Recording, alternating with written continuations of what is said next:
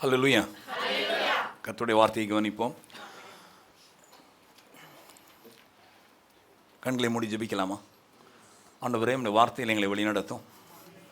நாங்கள் பெற்றுக்கொள்கிற ஒவ்வொரு வார்த்தைகளும் எங்களால் கடைபிடிக்கப்பட, அதில் நாங்கள் புரிந்து கொண்டு அவள் இருதயத்தில் பதித்து எங்கள் வாழ்க்கையில் அவைகளை நாங்கள் வெளிக்கொண்டு வரும்படியாக, அவைகளில் எங்கள் வாழ்க்கையில் நாங்கள் வாழ்ந்து காட்டும்படியாக அவர்களுடைய இது கேட்கிற பார்க்கிற ஒவ்வொரு பிள்ளைகளுக்கும் ஆண்டவரே இது உதவ போகிறதற்காக ஸ்தோத்திரம். நீர் உதவி செய்வீராக ஆண்டவரே. Thank you Lord. அதற்காகவே இந்த சத்தத்தை நாங்கள் கேட்குறோம், இந்த வார்த்தைகளை கேட்குறோம். உடைய பிரசன்னத்தில், உடைய அபிஷேகத்தில் நன்றி. எங்களோடு பேசும். நாங்கள் மாறி அநேகரை மாற்ற எங்களை பயன்படுத்தும். இயேசுவின் நாமத்தில் பிதாவே. The importance of biblical fellowship, வேதாகம ஐக்கியத்தின் முக்கியத்துவம் அப்படிங்கிற அந்த தலைப்பில் இந்த 3வது பாகத்தை கேட்கிறோம். வேதாகம ஐக்கியம் என்றால் என்ன? ஐக்கியம் என்ன? ஒருவரோடு ஒருவர் குடும்பத்தில் வந்ததுக்கு பிறகு கிறிஸ்துவுக்குள் வாழ்கிற ஒருவரோடும் ஐக்கியம் கொள்வது ரொம்ப முக்கியமானது. அதில் லோக்கல் சர்ச் நமக்கு கொடுத்துருக்கிற ஸ்தல சபையில் பிறரோடு கூட உறவு வைக்கிறது ரொம்ப முக்கியமானது. மெம்பராக இருந்தால் மாத்திரம் போதாது, உறவு வைக்கிறது ரொம்ப முக்கியமானதுங்கிறத வேதம் சுட்டி காட்டுகிறது. அந்த உறவு வைக்கிறதன் மூலமாக இருக்கிற நிறைய முக்கியமான காரியங்களை கவனிக்கிறோம். அதுதான் இம்பார்ட்டன்ஸ் ஆஃப் பிப்ளிக்கல் ஃபெலோஷிப். அதனால் என்ன காரியங்கள் நமக்கு முக்கியமான காரியங்கள்ங்கிற ஒரு 4 காரியத்தை கடந்த வாரம் வரை நம்ம கவனித்தோம். இப்போ 5வது காரியமாக இந்த ஐக்கியம் வைக்கிறதன் மூலமாக, உறவு வைப்பதன் மூலமாக இது நமக்கு தேவனுடைய அன்பை நம் வாழ்க்கையில் செயல்படுத்துவதற்கு உதவுகிறது.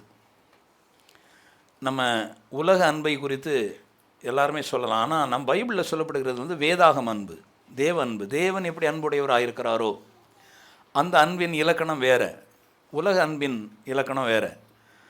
தாயினுடைய அன்பு வேறு ரகம், தகப்பனுடைய பிதாவாகிய தேவனுடைய அன்பு வேறு ரகம். நம்ம பேசுகிறது தேவனுடைய அன்பை குறித்து பேசுகிறோம். அந்த அன்பின் மூலமாக தான் கல்வாரில் இயேசு கிறிஸ்து அந்த அன்பின் மூலமாக நம்ம எல்லாருக்காகவும் தன்னையே கொடுக்கக்கூடிய ஒரு அன்பு.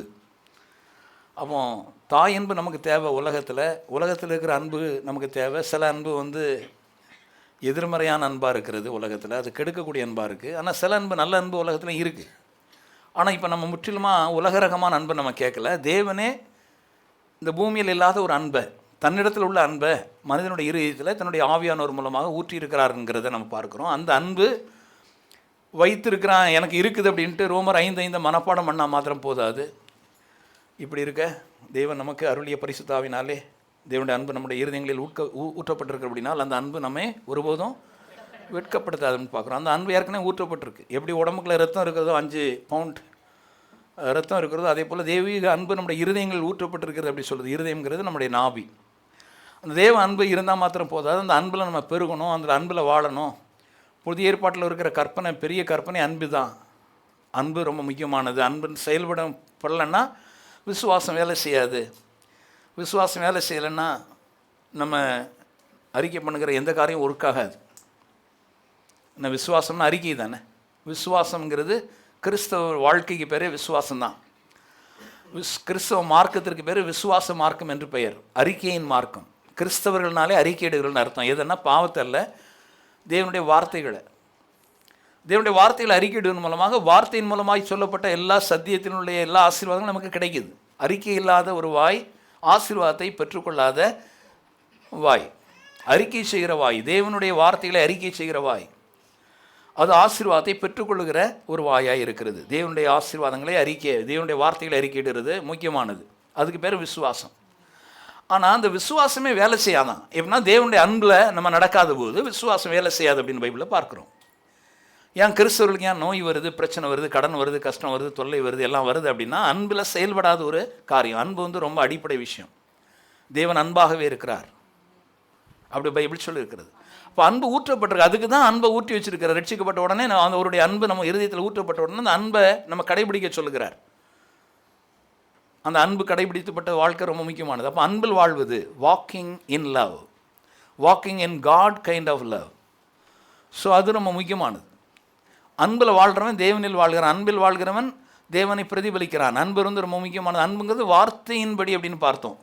சில வாரங்களுக்கு முன்பு வார்த்தையின்படி அன்பு கூறுவது எப்படி அப்படின்னு பார்த்தோம். வார்த்தையின் அன்பு கூறுவது என்பது வார்த்தை வசனத்தின்படி. வசனத்துக்கு மாறாக அன்பு கூற முடியாது. வசனத்தின்படி வாழ்வதே தேவனிடத்தில் அன்பு கூறுவதாம்னு பார்த்தோம். வசனத்தை கடைபிடிக்கிறது அன்பின் வாழ்க்கை அப்படிங்கிறத பார்க்குறோம். ஆமென். சரி, இப்போ நம்ம இதில் அந்த அன்பில் நம்ம எப்படி கடைபிடித்து வாழ்கிறதுக்கு யார் கூடயாவது சேர்ந்துருந்தா தானே அதை கடைபிடிக்க முடியும். ஒண்டியாக இருந்தால் எப்படிங்க கடைபிடிக்கும் அன்பை?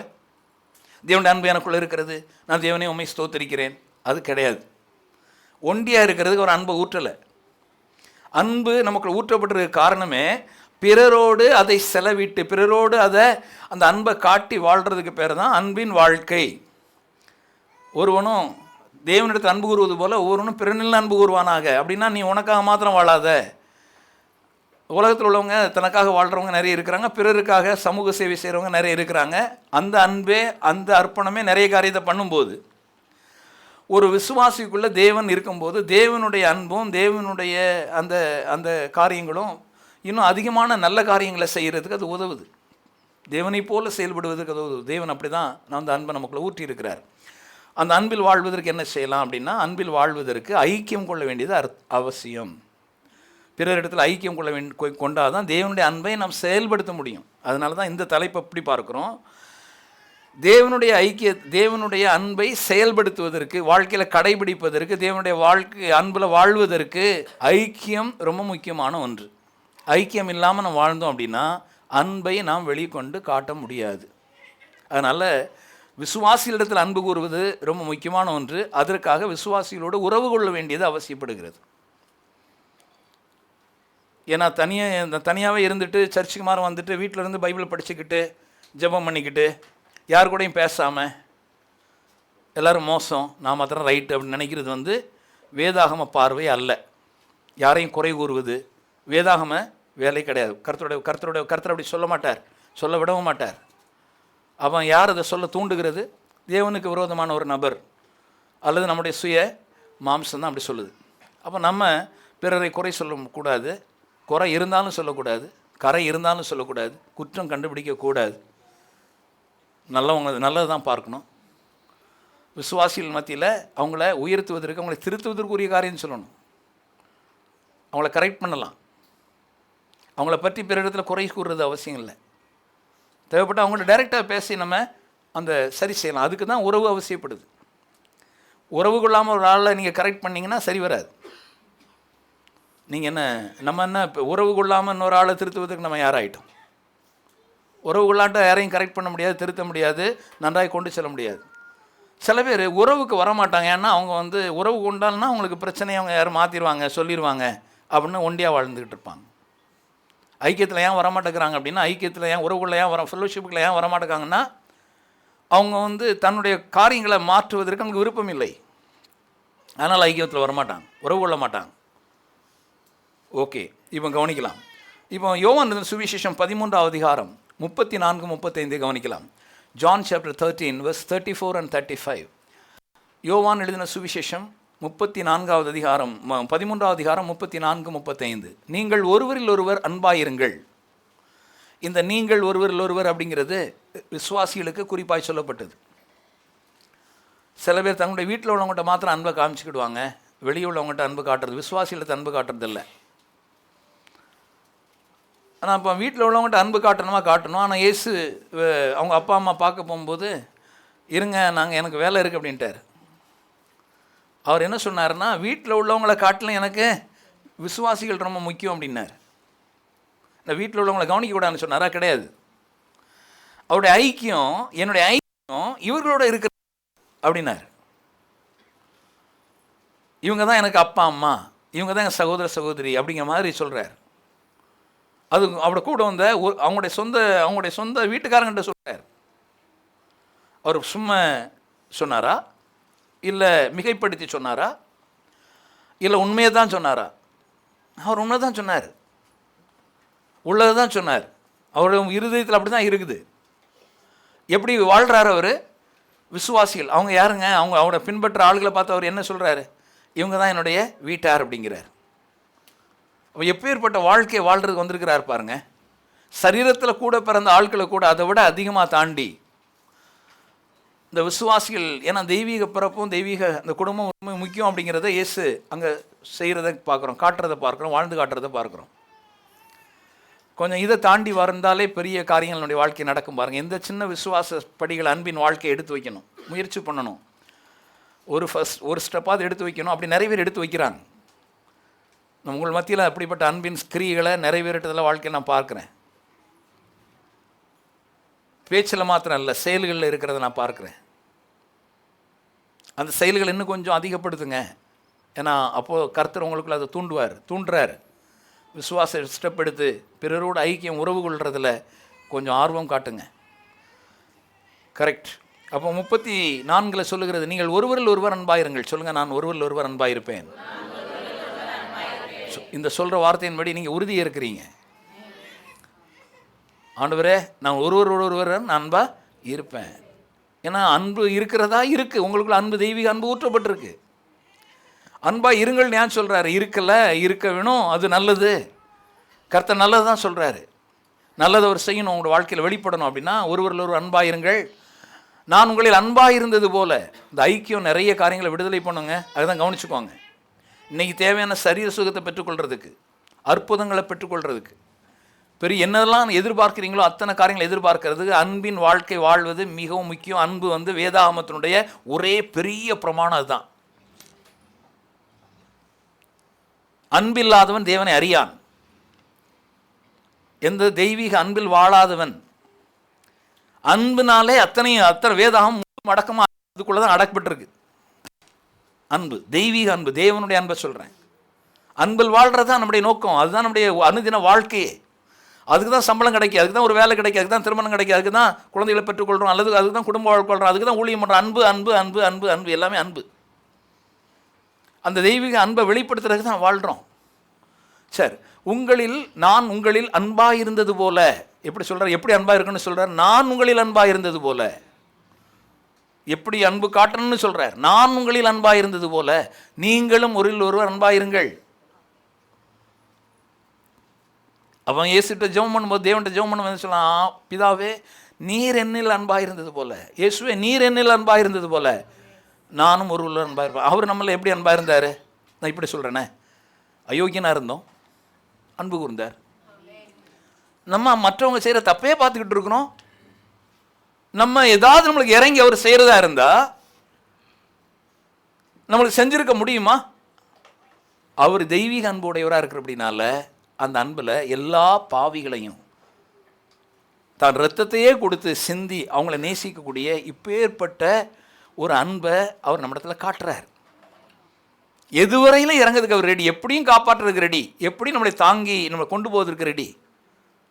நான் உங்களில் அன்பாக இருந்தது போல நீங்கள் ஒருவரில் ஒரு அன்பாயிருங்கள்.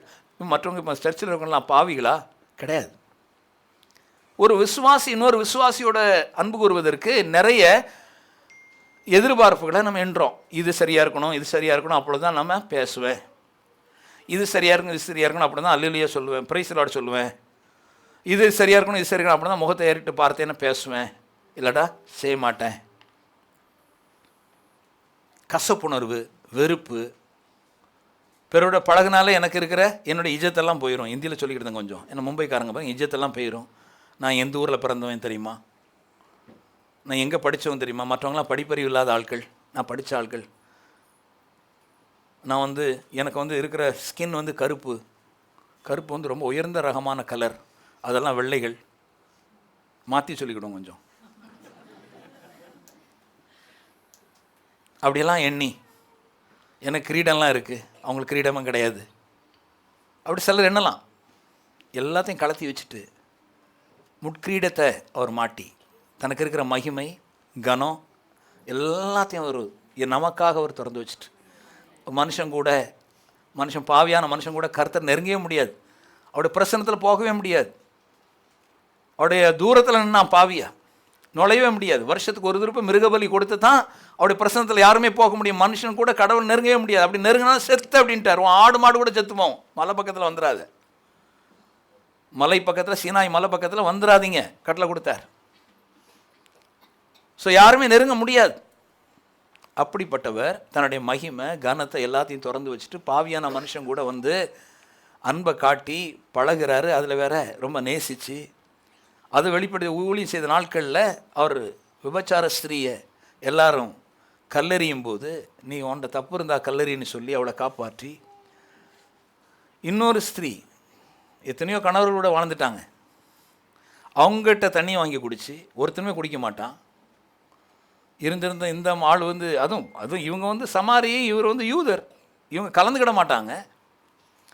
இவர் அந்த ஊருக்கு போனது மாத்திரம் இல்லை, அந்த கிணத்துல போய் தண்ணி எடுக்கிற அந்த ஸ்திரீகிட்ட போய் தண்ணி வாங்குறதுக்கு போய் நிற்கிறார், குடிக்க போய் நிற்கிறார்.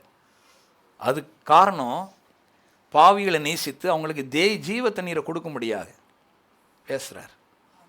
இது தெய்வீக அன்பை பாருங்கள், எந்த அளவு இறங்கி போகுது, எங்கே வர தேடி போகிறார். இன்னைக்கு தேவன் எனக்குள்ளே வாழ்கிறார் வசிக்கிறார்னு சொல்கிறவங்க ரொம்ப பிஸியாக இருக்கிறோம். வேலை, வியாபாரம், சொந்த வாழ்க்கை, குடும்ப வாழ்க்கை, நேரமே கிடையாது அன்பு கூறுவதற்கு. ஆனால் இயேசு ஒன்று தெரிந்து கொண்டார், எனக்கு ஒரு வேலை இருக்குது, வியாபாரம் இருக்குது. அல்லது இயேசு கிறிஸ்து வியாபாரம் பண்ணலன்னு நினைக்கிறீங்களா நீங்கள்? பைபிள் சொல்லுது, அவர் கட்டில், மேசை, நாற்காலியெல்லாம் ஒழுங்காக நல்லா செஞ்சுருக்கார், அதை விற்றுருக்கிறார். சும்மாலாம் நினைக்காதீங்க. ஒரு கார்பெண்டருடைய மகன், அப்பா கையில் இருந்து நல்லா வளர்ந்து நல்ல அழகாக எல்லாத்தையும் தேய்ச்சி எடுத்து பாலிஷ் பண்ணி எல்லாத்தையும் போட்டு அதை நிறைய பேர் வாங்கிட்டு போயிருக்கிறாங்க. வீட்டில் வாழ்க்கை நடந்துருக்கு 31 வருஷம். அதெல்லாம் விட்டுட்டு அப்பா அம்மாவும் சொல்லியிருக்கிறாங்க, அதெல்லாம் விட்டுட்டு ஆண்டவர் அழைப்பை பூர்ணப்படுத்தணும்னு எல்லாத்தையும் ஒழுங்காக பண்ணுறாரு பாருங்க. தன் வேலை, தன் வியாபாரத்தை மாத்திரம் முக்கியப்படுத்துகிற, அன்பு கூறுவதற்கு சில காரியங்களை செய்ய வேண்டியதாக இருக்குது. அதுதான் நம்முடைய நோக்கம், பர்பஸ். திருமணமாகும் போது நான் வேலை செய்வேன் அப்படின்னு சொல்லிகிட்டே இருக்க முடியாது பாருங்கள். குடும்பத்துக்கு அன்பு காட்டுறதுக்கு கொஞ்சம் வீட்டுக்கு வர வேண்டியதாக இருக்குது, பிள்ளைகளை தூக்க வேண்டியதாக இருக்குது, மனைவி கூட நேரம் செலவிட வேண்டியதாக இருக்குது. அதே போல் 2 பேரும் வேலை செய்கிறேன், ரொம்ப பிஸி அப்படின்னு சொன்னால் அப்புறம் அன்பு, ஒரு கல்யாணம் முடிச்சு பிரயோஜனம் கிடையாது. அவங்களுக்கு நேரம் ஒதுக்கணும். பணத்துக்காக வேண்டிய மாத்திரம் வாழலை, குடும்பம்னு ஒன்று இருக்குது. அதை விட இன்னொரு பெரிய வட்டமாக பார்த்தா, இல்லைங்க, நம்ம குடும்பத்துக்காண்டி மாத்திரம் நான் படைக்கப்படலை, தேவனுடைய நோக்கம் அந்த சித்தத்துக்காண்டி நான் படைக்கப்பட்டிருக்கிறேன், அதை நான் நிறைவாக்கணும். அப்போ தெய்வீக அன்பு ஊற்ற உடனே கர்த்தர் நமக்கு தெளிவுகளை ஏற்படுத்தார், ஒரு அர்ப்பணத்தை எதிர்பார்க்குறார் நம்மகிட்ட. இன்றைக்கி என் சத்தத்தை கேட்குறைய, இதை விசுவாசித்து அதுக்கு அடுத்த ஸ்டெப் நீ எடுத்து வைக்கிறதுக்கு முயற்சி பண்ணுவாயா, அதை அவர் எதிர்பார்க்குறார். சரி, கவனிப்போம். அப்போ இங்கே சொல்லி, உங்களில் அன்பாக இருந்தது போல நான் உங்களில் அன்பாக இருந்தது போல நீங்களும் ஒருவரில் ஒருவர் அன்பாக இருங்கள் என்கிற புதிதான கட்டளை உங்களுக்கு கொடுக்கிறேன். கட்டளை கொடுக்குறான், புதிதான கட்டளை உங்களுக்கு கொடுக்கிறேன். இது கட்டளைங்கிறது ரொம்ப முக்கியமான ஒன்று பாருங்கள். நடக்கிறது கொடுக்கறதுக்கு பேர் தான் கட்டளை. It's a command. இல்லைங்க நான் பிறகு பார்த்துக்கிட்டேன் அப்படி சொல்லலாம் முடியாது. கட்டளைன்னா கட்டளை தான்.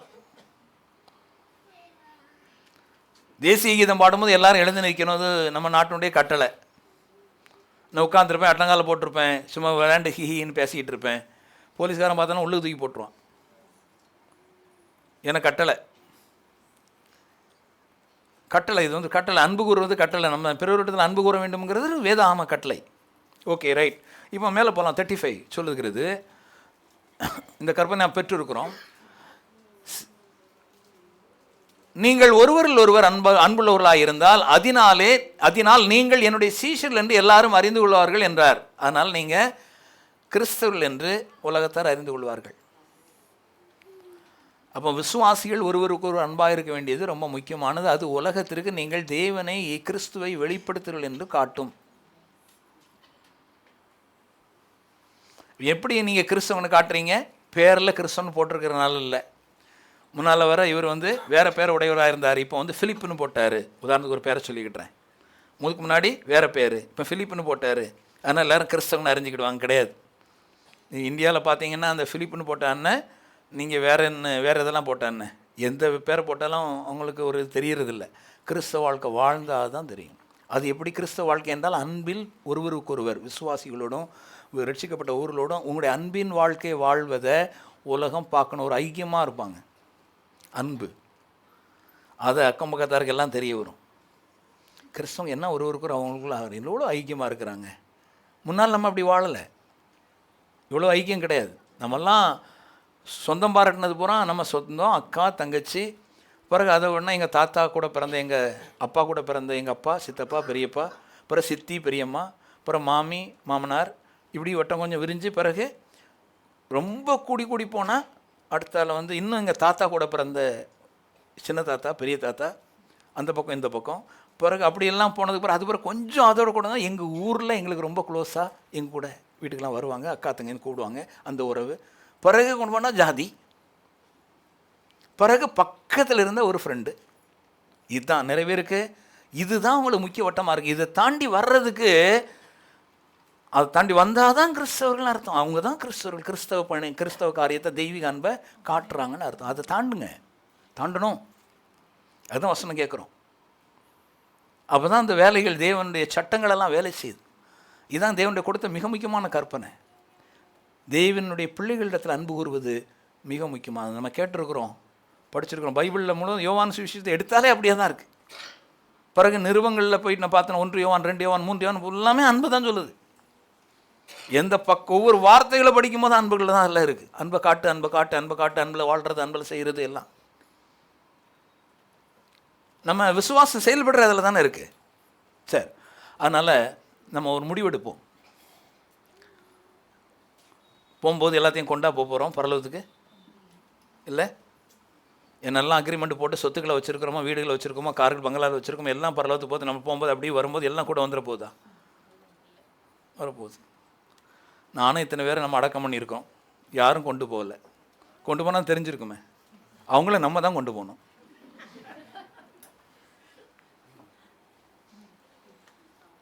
இல்லையா? அதுக்கு முன்னாடி நம்ம அநேகர கிறிஸ்துவை கொண்டு வருவதற்கு நம்ம அன்பு கூற வேண்டியது அவசியமாக இருக்கு இல்லையா? ஆமென். இப்போ நம்ம என்னதுக்கு கவனிச்சுட்ருக்கோம்? ஐக்கியம் ரொம்ப முக்கியமானது. ஐக்கியம் வைக்கிறதுக்கு ஐக்கியம் வச்சாதான் அன்பை காட்ட முடியும். உறவு வச்சா தான் அன்பை காட்ட முடியும். உறவே இல்லாமல் வைக்கும்போது ஓகே, அதை கவனிப்போம், அதை செய்வோம். அப்போ இந்த ஐக்கியம் நம்ம ப்ராக்டிக்கலாக சொல்லுவோம்ல, நிஜத்துக்கு நம்ம அன்பை காட்டி வாழ்வதற்கு இது முக்கியமான ஒன்று, ஐக்கியம். அப்போ பிறரோடு உறவு கொள்கிற அந்த ஐக்கியம் நமக்கு தேவை அப்படின்னு பார்க்குறோம். இருக்கீங்களா? ஹல்லேலூயா. ஐக்கியங்கிறது சண்டே வந்து ஒரு ஆள்கிட்ட ப்ரைஸ்லாட் சொல்லிக்கிட்டேன், அவங்கள்ட்ட நான் பேசிக்கிட்டேன், அது கிடையாது. எது இல்லைன்னு சொல்லிடுவோம். ஐக்கியங்கிறது ஒரு ஆள்கிட்ட ப்ரைஸ்லாட் சொல்லி பேசிக்கிட்டதெல்லாம் ஐக்கியம் கிடையாது. அப்படின்னா தான் கடைக்காரண்டே தான் சொல்கிறீங்களா, ஐயா சாமானம் கொடு நிலைக்கல, அவங்க கேட்குறான், வந்து 2 நாள் 2 வரவே இல்லை அடிக்கடி நீங்கள் சொல்கிறான். என்னையே கேட்குறாங்க, ஏதாவது சாமான் ஏதாவது கடைக்கு போனான்னா அந்த கால கேட்கும், நீங்கள் வரலையே ரொம்ப நாளா அப்படிங்கிறான். அவங்க கூட ஒரு இந்த கடைக்காரன், இந்த முடி வெட்டுறவன், இவன்கிட்ட கூட நம்மளுக்கு எவ்வளோ இது இருக்குது. கொஞ்சம் ஐக்கியம் நம்ம சொல்கிறது வந்து கொஞ்சம் கூட இருக்கணும் பாருங்கள். என்ன சொல்கிறீங்க? இப்போ புரியுதா? ஒரு பாசத்தை வச்சுருக்கோமா?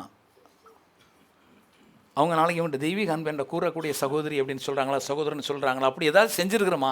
செஞ்சுக்கிட்டு இருக்கிறீங்களா? செய்துக்கு முயற்சி எடுக்கிறோமா? இளைஞர்கள், வாலிபர்கள், இந்த பெண்கள், வாலிப பிள்ளைகள் எல்லாம் இந்த ஐக்கியத்தில் பெருகும்படி அன்பா நான் வேண்டுறேன். யார் கூடயும் பழகாமல் வைக்காமல் இங்கே சர்ச்சில் வந்து நம்ம பிரசங்கம் மாத்திரம் கேட்டு போகிறது கர்த்தர் உங்களை விரும்பலை. நானும் பொறுமையாக இங்கேருந்து எதுவும் சொல்ல முடியாது. தனிப்பட்ட வாழ்க்கையில் நீங்கள் எங்கிட்ட ஆலோசனை கேட்டால் நான் உங்கள்கிட்ட சொல்லுவேன், இப்படிப்பட்ட வாழ்க்கையை நம்ம வாழக்கூடாதுன்ட்டு. ஸோ அதை தான் கர்த்தர் நம்மிடத்தில் பேசுகிறார். ஐக்கியம்ங்கிறது கொஞ்சம் மேலான ஒன்று, கடைபிடிக்க வேண்டிய வேதாகமம். இருக்கீங்களா? இந்த ஐக்கியம் கொண்டா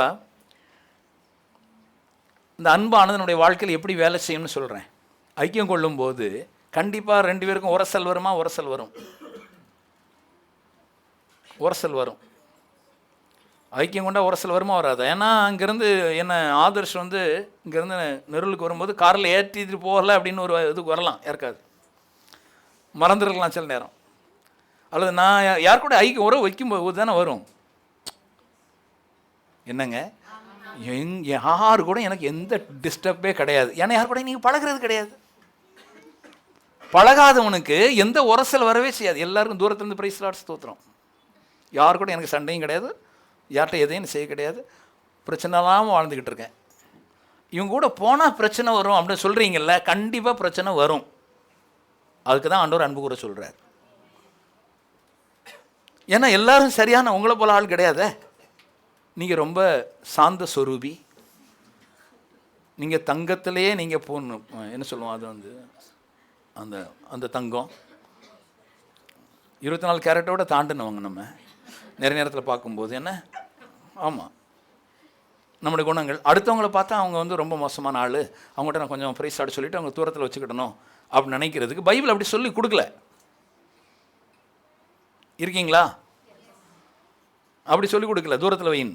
கர்த்தருக்கு தெரியும் சக விசுவாசிகள் கூட பழகி அவங்களால நீங்கள் மாற்றப்படணும், உங்களால் அவங்க மாற்றப்படணும் அப்படின்னு ஆண்டவரே நம்மளை இணைச்சி போட்டார்.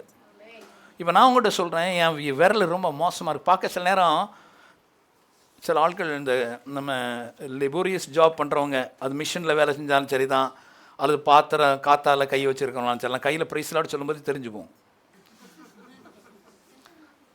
ஆமாம், இந்த காட்டு வேலை செய்கிறவங்களுக்கு கையெல்லாம் அப்படி ரொம்ப மரத்து போய் இருக்கும். அப்போ அவங்களுக்கு ப்ரைஸ்லாட் சொல்லும்போது நம்ம கையெல்லாம் பஞ்சு மாதிரி ஆயிரும் பாருங்க. சில நம்ம அப்படி வேலை செஞ்சது கிடையாதா? ஸோ கை கொடுக்கும்போது தெரியும், அப்பா முரட்டு கையாக இருக்குதே, சரசரன்னு இருக்குதே, அப்படி இருக்கும் இல்லையா? ஸோ அப்போ பழகினா தான் தெரியுது பாருங்கள் சிலது. அப்படி தான் நம்முடைய வாழ்க்கையில் பழகும்போது, சில பேர்கிட்ட நான் பழகும்போது என்ன ஆகுது, நிறைய பேர் இருக்கிறாங்க வித்தியாசமாக இருக்காங்க, ஒரு குணங்கள் வித்தியாசமாக இருக்குது. அவங்க எல்லோரும் ஒன்று கிடையாது, நம்ம எல்லோரும் பல்வேறு இதாக இருக்கிறோம். ஆனாலும் எல்லாத்தையும் கர்த்தர் ஒரே சரீரத்தில் வச்சுருக்கிறாரா? கண்ணும் சாஃப்டான கண்ணும் கரகரப்பான காலும் கையும் உடைய எல்லாமே ஒரே உடலில் இருக்கிறது போல் எல்லா விசுவாசிகளையும் கர்த்தர் ஒரே சரீரத்தில் வச்சுருக்கிறார். நீங்கள் 2 பேரும் சேர்ந்தாதான் இருக்க முடியும். சாஃப்டான கண்ணை வச்சு கல் முள்ளில் நடக்க முடியுமா? அதுக்கு கரடுமுரடான கால் தேவை. அதே போல் உங்களுக்கு கரடுமுரடான விசுவாசிகளும் தேவை. நீங்கள் சாஃப்டானா இருக்கிறோம்னு நினச்சிக்கிட்டாதீங்க, உங்களுக்கு எல்லாரும் தேவை. எல்லார் கூடயும் இணக்கமான வாழ்வதற்கு தான் கர்த்தர் உங்களை தெரிந்து கொண்டு சபையில் ஐக்கியப்படுத்தி வைத்திருக்கிறார். இருக்கீங்களா? சொல்லுங்கள், ஆமேன்னு சொல்லுவோம் இல்லையா? அவன் எல்லாரும் கூட ஐக்கியம் கொள்ள வேண்டியது கர்த்தருடைய விருப்பம். அதில் 2 பேர் கோல் சொல்லுவாங்க, சில பேர் கெடுத்து சொல்லுவாங்க, 2 பேர் மோசமாக சொல்லலாம், எல்லாமே இருப்பான். அவங்க கூட நம்ம ஐக்கியம் கொள்ள வேண்டியது அவசியம். ஏன்னா அவங்கள நம்ம கொஞ்சம் மாற்றணும், அவங்க நம்மளை மாற்றணும். அவங்ககிட்ட இருந்து கற்றுக்கொள்ள முடியுமா? 100க்கு 100 கற்றுக்கொள்ள முடியும். ஏன்னா அப்படி தான் கருத்தர் வச்சுருக்கிறார். ஒரு ஆமீன் வராது. இப்போ நான் சுகமாக இருக்கேன்னு சொன்னால் எல்லோரும் சத்தம் போட்டு, நான் சுகமாக இருக்கேன், தழும்பால் குணமான மேலே சிங்காசனத்தை வலது பாசத்துக்கு வலது பாசத்தில் இருக்கேன், சூப்பர், இப்படியே சொல்லிட்டு போயிட்டுருங்க. இதெல்லாம் சொல்லாதீங்க, கிடையாது, இதெல்லாம் சொல்லுவோம். ஏன்னா அன்பு இல்லாமல் தேவன் ஒருத்தன் தேவனை அறியான் என்று வேதம் சொல்லுது இல்லையா? பக்கத்தில் உங்களுக்கு கை கொடுங்க, அப்போ தெரியும் பாருங்கள், கரடாக இருக்குதா முரடாக இருக்குன்னு பார்த்து, சாஃப்டாக இருக்குன்னு கை கொடுத்து பாருங்கள், ப்ரைஸ்லாட் சொல்லுங்கள், செக் பண்ணுங்கள் பார்க்கணும். தெரியுதுல்ல, கொஞ்சம் வித்தியாசமாக இருக்கா? ப்ரைஸ்லாட், ஹல்லேலூயா. ரைட் பாருங்கள், உங்கள் கால் பாருங்கள், சில நேரம் கரடாக தான் இருக்குது, முரடாக தான் இருக்குது, கீழே நடக்குது தரையில். ஸோ அதனால் அதையும் நம்ம எல்லாத்தையும் சாஃப்டான பாகம்னு நம்முடைய சரீரத்தில் இருக்குது பாருங்கள். ஆமேன். நம்ம முகத்துக்கு என்னென்ன க்ரீமெல்லாம் போட்டு சாஃப்டாக ஆக்கி வச்சிடுறோம். உண்மை சொல்லாமல் இருக்கிறீங்க, போடுறோம். சாஃப்டாக இருக்கிறதுக்காக வேண்டிய க்ரீம், நிறைய க்ரீம் இருக்குது, நிறைய நேச்சுரல் க்ரீம் பண்ணுறாங்க நிறைய பேர்.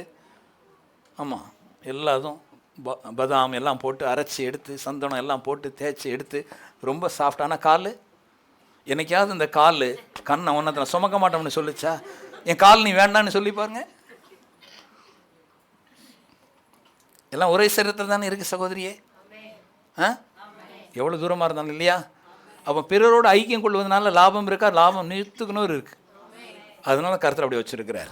சரி, அதனால அந்த ஐக்கியம் கொள்ளும்போது தேவ அன்பை நம்ம செயல்படுத்துவோம். எப்படின்னா, ஒரு ஆள் வந்து திடீர்னு நம்மகிட்ட கோபப்பட்டாங்க, சத்தம் போட்டாங்க, ஏசினாங்க, ஏதாட்டு சொன்னாங்கன்னா நாம் அவங்கள மன்னிப்பதற்கு ஒரு வாய்ப்பு வரும். அவங்க தப்பு பண்ணதுக்கு நம்ம மன்னிக்கணுமா? எஸ். அவங்க தப்பு பண்ணால் நம்ம மன்னிக்கலாம், மன்னிப்பு கேட்கலாம், அல்லது அவங்களே தப்பு மன்னிப்பு கேட்கலாம். அப்போ மன்னிப்பதற்கு ஐக்கியம் இல்லைன்னா நம்ம யாரை போய் மன்னிப்போம், யார்கிட்ட மன்னிப்பு கேட்போம்? அப்படியே வாழ வேண்டியதுதான். ஐக்கியம் கொள்வதனாலே அங்கே மன்னிப்பு உண்டாகிறது. மன்னிப்பு கேட்பது, மன்னிப்பு கேட்கல, மன்னிப்பின் வாழ்க்கை வாழலான்னா அன்பின் வாழ்க்கை இல்லை. மன்னிப்பு எப்பொழுதும் கொடுக்கணும், மன்னிப்பை கேட்கணும், மன்னிப்பு கேட்டு எல்லாத்தையும் மறந்துடணும், மறக்கிறத பழக்கமாக்கணும். மறக்கவே இல்லை, நான் அப்படியே ஞாபகம் வச்சுருப்பேன், நான் கம்ப்யூட்டரோட பெரிய ஆள், நான் சூப்பர் கம்ப்யூட்டரு. கர்த்தர் மறக்க சொல்லியிருக்காரு. கர்த்தர் எப்படி இருக்கிறாருன்னா, நம்முடைய பாவங்களை அவர் நினைவுகூர மாட்டார். எனக்கு மனசில் வருது அப்படின்னா அர்த்தம் இப்படிப்பட்ட ஆள் வந்து தன்னுடைய பாவங்கள் என்னென்ன பாவம் செய்கிறானோ அதெல்லாம் மறக்கவே மாட்டான். அதனால் ஆசீர்வாதங்களை பெறவும் மாட்டான்.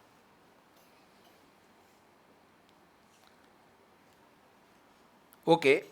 ரெண்டாவது நம்ம பேஷன்ஸ், பொறுமையை பிறர் கூட பழகும்போது நம்ம கையாள முடியும். அது வீட்டில் ப்ராக்டிஸ் பண்ணணும். நம்ம வீட்டில் நம்ம பேச்சுக்கள்லாம் சரியாயிரும் பாருங்க. ஒரு ஆள் வந்து அலுவலகத்தில் ஒர்க் பண்ணாங்கன்னா அலுவலக டிசிப்ளின் அவங்களுக்கு வரும், இல்லாட்ட வராது. போலீஸ் டிபார்ட்மெண்ட்டில் ஒர்க் பண்ணாங்கன்னா போலீஸ் டிபார்ட்மெண்ட்டுடைய ஒழுக்கம் வரும். மிலிட்ரியில் ஒர்க் பண்ணாங்கன்னா மிலிட்ரி பார்த்தோன்னா வந்துடும். காலையிலே எந்திரிக்கலைன்னா கண்டிப்பாக அவன் எந்திரிச்சிடுவாங்க. அவ்வளோ தூரம் டிசிப்ளின் இருக்குது. 5 மணிக்கு எந்திரிக்கணும், ட்ரில்லுக்கு போகணும் அப்படின்னா ட்ரில்லுக்கு போயிடுறாங்க. மழையோ குளிரோ வெயிலோ பண்ணி ஆகணும். மிலிட்ரி எக்ஸசைஸ் உடம்பை அப்படியே தட்டையாக்கி, வயிற்றெல்லாம் தட்டையாக்கி, எலும்புகளெல்லாம் முறுக்கி, உடம்புகளெல்லாம் முறுக்கி அவனை திடகாத்திரமாக வச்சுருக்கு. எப்பொழுதும் எதிரிகள் வந்தாலும் கல் முள் எதுவோ மழையோ வெயிலோ பாம்போ எது வந்தாலும் அதற்கு எதிரிட்டு போரிடுகிற ஒரு ஆற்றலும் ஒரு தன்மையும் அவனுக்கு ஃபிசிக்கல் ஃபிட்னஸ் அவனுக்கு கொடுக்குறாங்க. அதான் மிலிட்ரி டிசிப்ளின்கிறோம். அப்படி செய்கிறாங்க. இப்போ அதெல்லாம் அவசியப்படுது. அப்படிப்பட்டவங்க ஒரு கூட்டமாக இருக்கிறாங்க பாருங்கள். நம்ம தேவ அன்பில் இருக்கிறவங்க நம்மளுக்கு கண்டிப்பாக பொறுமை அவசியம். பொறுமையை ப்ராக்டிஸ் பண்ணணும். பொறுமையை ப்ராக்டிஸ் பண்ணுறதுக்கு ஐக்கியம் தேவை. சில பேருங்க பொறுமையை இழக்க பண்ணுவாங்க பாருங்கள் வீட்டிலே. அப்போ நம்ம பொறுமைசாலிகளாக வீட்டிலே நம்ம வாழ்ந்து பழகணும். நீங்கள் இப்படி சொல்கிறீங்க, ஆமாம், பொறுமையை நீங்கள் பொறுத்துட்டீங்கன்னா பொறுக்க வீட்டில் வெளியே அவங்களுடைய விசுவாசிகள் மத்தியில் அப்போ ஐக்கியம் கொள்ளுகிறது பொழுது நம்மளுக்கு பொறுமையை நம்ம கடைபிடிப்பதற்கு வாய்ப்பு வருகிறது. ஏன்னா பொறுமைங்கிறது அன்பு. ஏன்னா 1 கொரிந்தியர் 13 நம்ம கடைபிடிக்கிறோம். சில பேர் நான் பொறுமையாக இருக்கவே முடியல பிரதர், ரொம்ப டென்ஷன் ஆகிருந்தேன் இப்படி பண்ணும்போது அப்படின்னா நீங்கள் கிறிஸ்தவ வாழ்க்கையை வாழலை. சும்மா வசனத்தை படிச்சுட்டு சும்மா பார்த்து வாயிலிருந்து ஜபங்களை பண்ணிவிட்டு இருதயபூர்வமாக கிறிஸ்தவ வாழ்க்கை வாழாமல், கர்த்தருடைய பயம் இல்லாமல், கர்த்தருடைய வார்த்தைக்குரிய பயம் இல்லாமல் வாழ்கிற ஒரு வாழ்க்கை தான் என்ன பண்ணோம் அப்படின்னா பொறுமை இல்லாத ஒரு வாழ்க்கை. எதுக்கும் அவசரப்படுறது, ஆத்திரப்படுறது, எரிச்சல் படுறது, அதை பிறருக்கு உடனடியாக அதை திருப்பி கொடுக்கறது, இதெல்லாம் பொறுமை இழந்தோம் அப்படின்னா அது கிறிஸ்தவ வாழ்க்கை இல்லை. பொறுமை வந்து கடைபிடிப்பதற்கு ஐக்கியம் நமக்கு ரொம்ப முக்கியம். சிலரை பார்த்தீங்கன்னா பொறுமைசாலிகளாக இருக்கிறாங்களே, சில பெண்கள் சில ஆண்கள் பொறுமைசாலிகளாக இருக்கிறாங்களே. நாம் ஏன் கிறிஸ்துவை பின்பற்றி பொறுமைசாலிகளாக இருக்கக்கூடாது? எவ்வளோ ஆண்டவர் நம்மளை பொறுத்துக்கிட்டுறாரு. 2 போட்டு ஜெயிலில் ஒரு ஆளை போடணும்னா முதல் ஆள் நம்மளாக தானே இருப்போம். நம்மகிட்ட எவ்வளோ பொறுமையாக அவர் இருக்கிறாரு. இருக்கீங்களா? நம்ம ஏன் பிற இடத்துல பொறுமை காட்டக்கூடாது? ஹலோ, நீங்கள் வாய் திறந்து சொல்லுங்கள்.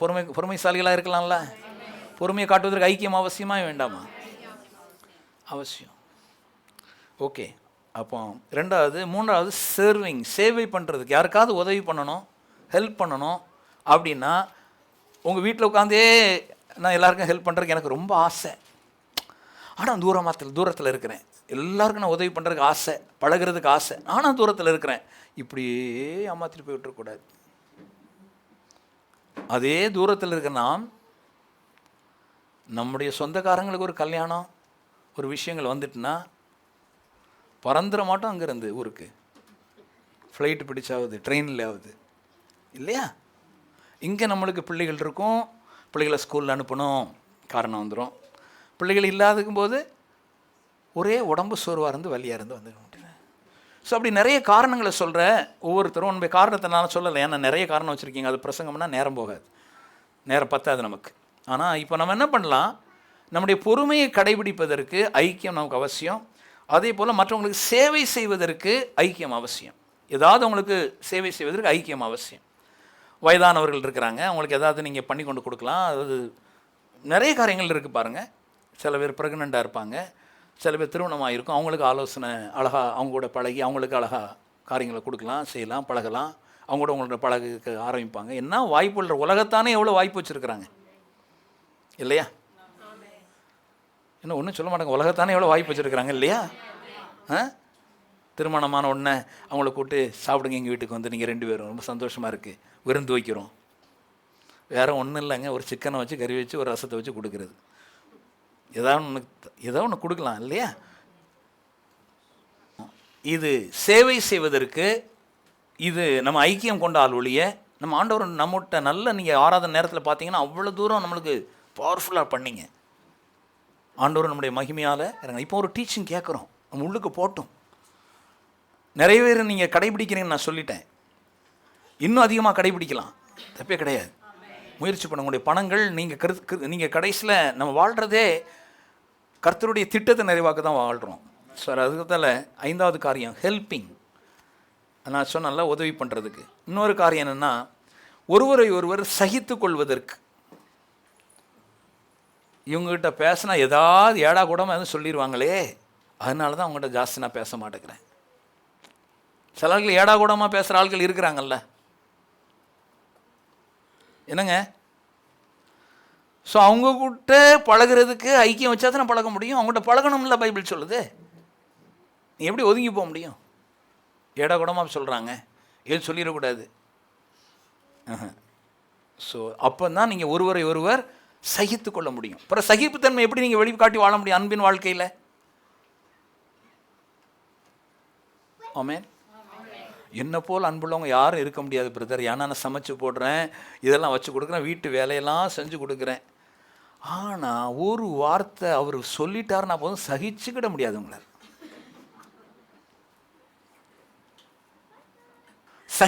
சகித்து கொள்வது ரொம்ப முக்கியமானது. சகித்து கொள்வதற்காக தான் அப்படிப்பட்ட கணவரை உங்களுக்கு தரப்பட்டிருக்கிறார், அப்படிப்பட்ட குடும்ப உறுப்பினர்கள் இருக்கிறாங்க. சகித்து கொள்வதற்காகவே நம்ம அப்படிப்பட்ட ஐக்கியத்துக்குள்ள வந்திருக்கிறோம். நான் சகித்து கொள்ள மாட்டேன் கிடையாது. தெய்வீக அன்பு சகித்து கொள்ளும். அதை கடைபிடிப்பதற்கு ஐக்கியம் அவசியம். சொல்லுவோமா? ஆமென். பரலோகத்தில் உட்காந்து ஆராதனை நடக்கும் வர அங்கே பக்கத்தில் வந்து நீங்கள் சகிக்காத ஆள் வந்து உட்காந்துருப்பாங்க பாருங்க. அப்போ எல்லாம் மாறி போயிருக்கும்.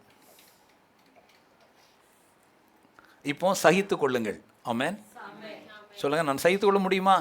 முடியாது. பார்த்தீங்கன்னா நம்ம ரட்சிக்கப்படாத ஒரு ஆளுக்கு சகித்து கொள்ள முடியாதுங்க. ஆனால் ரட்சிக்கப்பட்ட ஆளுக்கு சகித்து கொள்ள முடியும். ஆனால் தேவனுடைய அன்பினுடைய வல்லமை அவங்கள சகித்து கொள்ள பண்ணுகிறது. போதும், விசுவாசிக்கணும், சகித்து கொள்ள முடியும். தேவனுடைய வாழ்க்கையை தான் நம்ம வாழ்கிறோமே தவிர நம்முடைய மனித வாழ்க்கையை நம்ம வாழவில்லை. ஓகே, சகித்து கொள்ள முடியும். அப்போ நீங்கள் ஒருவரோட ஐக்கியம் கொள்ளும்போது அவங்க சில காரியங்களோட உங்களுக்கு சொல்லுவாங்க, இதுக்காண்டி ஜெபம் பண்ணிக்காங்க.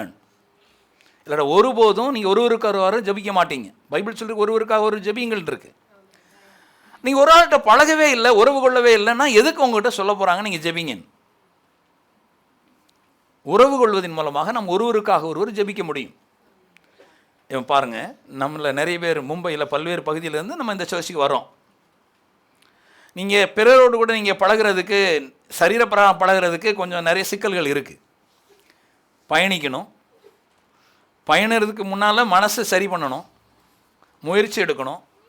வாரத்தில் ஒரு முறை இல்லாட்டாலும் மாதத்தில் ஒரு முறையாவது நான் இப்படி ஒரு பயணிக்கிறேன், சர்ச்சுக்கு மாத்திரம் தான் வரும், மற்ற நேரம் பயணிக்க மாட்டேங்க, இருக்கக்கூடாது, பயணிக்கணும். வேலை நிறைவேறுகிறோம். ஏன்னா 8 மணி நேரம் ஒரு நாளைக்கு வேலை செய்யணும், 2 மணி நேரம் ட்ராவல் பண்ணால் அல்லது 3 மணி நேரம் ட்ராவல் பண்ணுறீங்க. நிறைய பேருக்கு 6 நாள் வேலை, ஒரு நாள் ஞாயிற்றுக்கிழமை மாத்திரம் தான் லீவ். அப்புறம் எப்படிங்க நான் ஐக்கியம் கொள்ள? 8 மணி நேரத்துக்கு மீதி உள்ள நேரம் 6 மணிக்கு நீங்கள் வேலை முடியுதுன்னா 8 மணி வரை அல்லது 9 மணி வரைக்குள்ளாவது ஒரு 3 மணி நேரம் இருக்குது. அதில் 1 மணி நேரமாவது ஒரு நாளைக்கு நம்ம யூஸ் பண்ணி யார் கூடயோ சந்தித்து அவங்க கூட கொஞ்சம் பழகிறதுக்குள்ள காரியங்களை முன்னெடுப்பு எடுக்கணும். பிரதர், உங்களுக்கு தெரியும்ல, ட்ரெயினில் பயங்கரமாக கூட்டம், எனக்கு எல்லாம் நெரிசலையும் தாக்கு பிடிச்சி அந்த பழக்கத்தில் ஐக்கியம் வைக்கிறது முயற்சிக்கணும். தானாக ட்ரெயினில் ஏறவே முடியாது, அதே போல் விரார் ட்ரெயின்லேயும் ஏற முடியாது பிரதர். இறங்கிடலாம், ஆனால் இறங்க முடியாது. எங்கள் ஸ்டேஷனில் பிச்சிருவாங்க பிரதர், எல்லாம் முடியம்பிப்பாங்க, எல்லாம் துப்பட்டா பறக்கும், எல்லாம் பறக்கும். அப்பா எல்லாம் அதில் கேட்குறீங்க. உங்களுடைய பிறருடைய கையில் நம்முடைய தலைமுடி இதுக்கெல்லாம் இருக்கிறத பார்த்துருக்குறேன். அப்படிலாம் இருக்கும். அநேகமாக துப்பட்டாக்கள் விட்டுட்டே நிறைய பேர் ஓடுவாங்க. ஆனாலும் அவர்கள் வேலைக்காக அவ்வளவு போராடுகிறார்கள். ஐக்கியத்திற்காக வேண்டி முயற்சி பண்ணுங்கள். இதெல்லாம் நெருக்கம்லாம் இருக்கும். இதெல்லாம் தாண்டி பழகிறதுக்கு பேர் தான் அன்பு. இப்போ நம்ம எல்லாம் நிறைய காரணம் சொல்லுவோம்ல, அதெல்லாம் தாண்டி அன்பு. ஆமென். நீ யோசித்து பாருங்கள், ஒரு ஆளுக்கு ஒரு மாதிரி இருந்துன்னா தாய் தன் பிள்ளையை பார்க்காம இருப்பாங்களா? ட்ரெயினில் கூட்டம்னு சொல்லுவாங்களா? சொல்ல மாட்டாங்க. எப்படியும் போவாங்க. அவங்களுக்கு ட்ரெயினில் பயணிக்க முடிகிற ஆள்னா கண்டிப்பாக போயிடுவாங்க. இந்த காலத்தில் எல்லாருமே வாலிப பிள்ளைகள் நிறைய இருக்கிறோம். ஒரு வயதிபராக இருந்தால் கூட அந்த உன்ட்ட ஓலாக்காரன்ட்ட சொல்லியாச்சு போதும், ஊபர்காரன்ட்ட சொல்லிட்டா போதும்.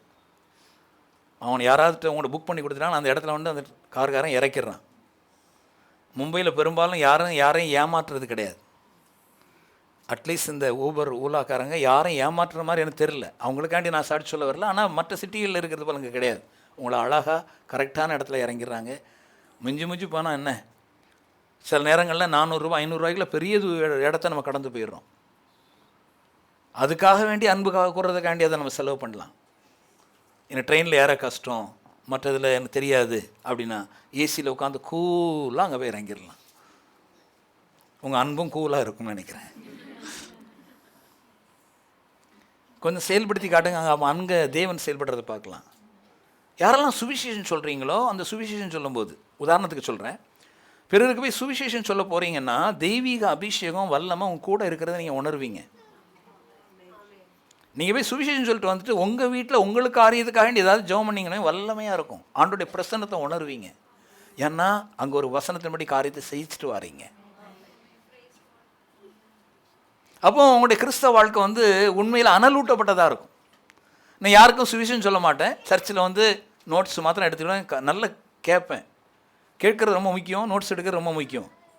ஆனால் சுவிசேஷன் சொல்லி பிறர்களை கிறிஸ்துக்குள்ள வழி நடத்துகிற அது இருக்கும்போது அந்த அபிஷேகம் நல்லா உங்கள் மேலே இன்னும் கொஞ்சம் வேலை செய்யும். அதே போல் அன்பில் நடப்பதற்குரிய ஐக்கியத்தை நீங்கள் முன்னுரிமைப்படுத்துகிற பொழுது தேவனுடைய செயல்களை எல்லாம் உங்களுடைய வாழ்க்கையில் நம்ம பார்ப்போம். வல்லமையாக இருக்கும். ஆமென். அப்பொழுது பிறருக்காக நீங்கள் ஜெபிக்க முடியும். 6வது காரியம், 5வது காரியம் என்னத்தை பார்த்தோம் அப்படின்னா, ஐக்கியம் ஏன் வைக்கணும் அப்படின்னா அன்பை செயல்படுத்துவதற்காக. 6வது காரியம், அன்பை ஒரு பேரில் அன்பு காட்டுறதுக்காகவே நம்ம ஐக்கியம் கொண்டாதான் அன்பு காட்ட முடியும். அதனால் எனக்கு ஒரு குடும்பத்தின் மேலே ஒரு அன்பு இருக்கணும். சரீர பிரகாரமாக சொல்கிறேன். என் கூட பிறந்தவங்க கூட சொந்தக்காரங்க கூட அன்பு காட்டணும் அப்படின்னா தூரத்துலேருந்தே அன்பு காட்டிக்கிட்டு இருக்க முடியாது. இது வீடியோ காலில் ஹலோ நல்லா இருக்கீங்களா, நல்லா இருக்கீங்களா, நல்லா இருக்கீங்களா, நல்லா இருக்கீங்களா, நல்லா இருக்கீங்களா, நல்லா இருக்கீங்களா, எவ்வளோ நாள் தான் அப்படி வீடியோ காலில் காட்ட முடியும், அல்லது சாதாரண காலில் காட்ட முடியாது. அவங்க கூட பழகணும், அவங்க வைக்கிற வைபவங்களுக்கு போகணும், செல்லணும், அவங்களுக்கு முயற்சி எடுக்கணும், இங்கேருந்து செலவு பண்ணணும், டிக்கெட் எடுக்கணும், போகணும். போக்குவரத்து இருந்தால் தான் ஐக்கியம் இருக்கும், இல்லைன்னா உறவே இருக்காது. போக்குவரத்து இல்லைன்னா உறவே துண்டிக்கப்பட்டிருக்கும். நிறைய திருமணமான சகோதரிகள் அல்லது புதுசாக திருமணமாகிற அந்த ஆணோ பெண்ணோ அவங்க வந்து ஒரு ஐக்கியத்தை வைப்பதற்கும் உறவை பெருசுபடுத்துவதற்கும் உறவை முறிப்பதற்கும் நிறைய மந்திர தந்திரங்களோடு வாழ்வாங்க. என்ன அப்படி என்ன சொல்கிறீங்க பிரதர்? ஆமாம், சிலவங்களுக்கு ஒரு நோக்கம் இருக்கும். நான் எங்கள் அம்மா வீட்டுக்காரன் தான் நான் பழகுவேனுங்க, கணவர் வீட்டுக்காரங்க கூட ஜாஸ்தி பழக மாட்டேன் அப்படின்னு ஒரு அஜெண்டா ஒன்று ஓடிக்கிட்டு இருக்கலாம். இன்னொரு ஆளுக்கு நம்ம அந்த பக்கம் போகவே கூடாது, இந்த பக்கமே போகணும் அப்படிங்கிற ஒரு அஜெண்டா இருக்கலாம். நான் உங்களுக்கு சொல்கிறேன், கிறிஸ்தவ அன்பு 2 பக்கமும் பாய்ந்து போகும், 2 பக்கமும் பழகும், தடையே இல்லாமல் பழகணும். இங்கே ஆமேன்னு சொல்லும், தலை வேற ஒன்று சொல்லும், கிரியை வேற ஒன்று சொல்லும். அதை நான் புரிஞ்சுக்கிடுவேன். சில பேர் கணவன் பக்கத்தில் உள்ளது அவர் பாவம் அப்ராணியாக இருப்பார், அந்த பக்கத்தில் எல்லாம் முட்டுக்கட்டை போட்டு போகவே விடாது. போனால் இங்கே கஞ்சி கிடையாது, போ. Be careful in Christ. இப்படிப்பட்ட குணாதிசயங்கள்லாம் உடச்சி எரிஞ்சிட்டு இங்கே முதல்ல கிறிஸ்துக்குள்ளே அன்பு கூர்ந்த ஒழுங்கு அன்பு கூறுற அந்த பழக்க வழங்குள்ள நம்ம போனோம் அப்படின்னா உங்களுக்கு சொல்கிறேன். ஆமென். கேட்குவீங்களா? ஐக்கியம் ரொம்ப முக்கியமானது. ஐக்கியத்தை பற்றி நம்ம பேசிக்கிட்டு இருக்கோம், ஃபெல்லோஷிப். ஏன்னா ஐக்கியம் இருக்கிற இடத்துல தான் தேவன் வேலை செய்ய முடியும், கிரியை செய்ய முடியும், அவருடைய அன்பு வேலை செய்ய முடியும். அன்பு வேலை செஞ்சால் தான் இயேசு வேலை செய்கிறாரு. அன்பு வேலை செஞ்சால் தான் விசுவாசம் வேலை செய்யும், விசுவாசம் வேலை செஞ்சால் நீதிமான் நல்ல செழுமையோடும் ஜபங்கள் எல்லாம் வேலை செய்யும், எல்லாம் நல்லா இருக்கும், உற்சாகமாக போகும். ஆவியானுடைய கிரியைகளையும் செயல்களையும் நம்ம குடும்பத்திலையும் வாழ்க்கையிலும் பார்க்க முடியும். நம்ம ஒரு நல்ல உண்மையான கிறிஸ்துவ வந்து பிறர் அறிந்து கொள்வார்கள். இதெல்லாம் பார்க்குறோம். 6வது காரியம், ஐக்கியம். நான் சொன்னல, பிறருக்கு உதவுவதற்கு சேவை செய்வதற்கு ஐக்கியம் ஒரு முக்கியமான பிளாட்ஃபார்ம். ஐக்கியம் வச்சாதான் நம்ம சேவை பண்ண முடியும். இப்போ உதாரணத்துக்கு சர்ச்சில் ஐக்கியம் கொண்டு வச்சு தான் நான் இன்னொரு ஆளுக்கு உதவி ஊழியம் பண்ணுங்கன்னு சொல்ல முடியும், சேவை செய்வதற்கு. யார் கூட நீங்கள் ஐக்கியம் வைக்காத நபர்னா உங்களை கூப்பிட்டு ஸ்டேஜிலேருந்து பாடுறதுக்கோ ஸ்டேஜிலேருந்து பிரசங்கம் பண்ணுறதுக்கோ 4 பேருக்கு நீர் தலைவர் வாங்க இவர் தான் தலைவருங்க அப்படி வைக்கிறதோ முடியாது. யார் சேவை செய்கிறதுக்கு முக்காங்களோ ஐக்கியம் இல்லாத நபர், பிறர் கூட நல்ல அவங்கள தலைமைத்துவ பணிக்கு கொண்டு வரவே முடியாது. சாதாரண விசுவாசிக்கே அவங்க லாய்க்கு கிடையாது. ஐக்கியம் கொள்றது மிக முக்கியமான காரியம். பாருங்கள், யார்ட்டையும் பழகவே மாட்டேன் வைக்கவே மாட்டேன் அப்படிங்கிறது நம்ம ஒரு பாரம்பரிய ஒரு கிறிஸ்தவ ஒரு வாழ்க்கை நம்ம வாழலை. அதை விட ஆவிக்குரிய ஒரு வாழ்க்கை வாழ்கிறோம், நம்மளுக்கு கண்டிப்பாக இருக்கணும் அப்படின்னு பார்க்கலாம். ஏன்னா ஐக்கியம் வச்சாதான் உறவு வைக்க முடியும் இல்லையா? தொடர்ந்து இருச்சா உறவு. ஒரு ஆள்கிட்ட பழகினா தான் எப்படி இருக்கீங்க என்ன இருக்கீங்க அப்படின்னு பேச முடியும். அடுத்து என்னத்துக்கு நடத்தும், நம்ம அவங்ககிட்ட இருக்கிற தேவைகளை நமக்கு அறியறதுக்கு வாய்ப்பு ஏற்படும். இந்த வீட்டில் இந்த குழந்தைக்கு இத்தனை வயசு ஆகிட்டு திருமணம் பண்ணணும் அப்படிங்கிற ஒரு தகவல் நம்மளுக்கு கிடைக்கும். அல்லது அவங்களுக்கு இருக்கிற சில முக்கியமான பிரச்சனைகள், வறுமை அல்ல பண கஷ்டம் அல்லது வஸ்திரம், வேறு ஏதாவது ஒன்று காரியங்களை நம்ம புரிஞ்சுக்கிட்டுறதுக்கு அவங்க கூட நம்ம நெருக்கமாக பழகினா தான் தெரிய வருமே. இல்லைன்னா அவங்க இங்கே வரும்போது நம்மளுக்கு எல்லோரும் பிரைஸ்லாட் ஹல்லேலூயா போட்டு எல்லாம் போயிட்டே இருப்பாங்க, அவங்கள பற்றி நமக்கு தெரியாது. அப்போ முக்கியம் first fellowship gives way to relationship. That gives you awareness about the person. அவரை பற்றி நீங்கள் தெரியாத வரையில் நீங்கள் உதவ முடியாது. பாருங்க, நான் அன்பு கூற வேண்டும், ஆனால் அவங்கள பற்றி எனக்கு தெரியாது. இதை தான் கர்த்தர் அன்பு கூற வேண்டும் சொல்கிறார். அப்போ அதுக்கு பிறகு தான் அவங்களுடைய தேவைகள் நமக்கு தெரிய வருது. தேவைகள் தெரிய வரும்போது தான் நம்மளுக்கு ஒரு வாய்ப்பு கிடைக்கிது அவங்களுக்கு உதவுறதுக்கு. எனக்கு சொன்னால் தானே தெரியும், நிறைய பேர் சொல்லிடுவாங்க. எப்படி சொல்லணும், இங்கே சர்ச்சில் அனௌன்ஸ் பண்ணுமா என்ன தேவை இருக்குன்ட்டு கிடையாது. அப்படி ஆண்டவர் வைக்கல. நம்ம பழகணும், ஒருத்தருக்கு என்ன தேவை இருக்குன்ட்டு புரிஞ்சுக்கிட்டு அந்த தேவைக்கு நாம் அவங்கள ஹெல்ப் பண்ணுறது, அதுக்கு வேண்டி நம்ம பிறர் கூட பழக வேண்டியது அவசியம்.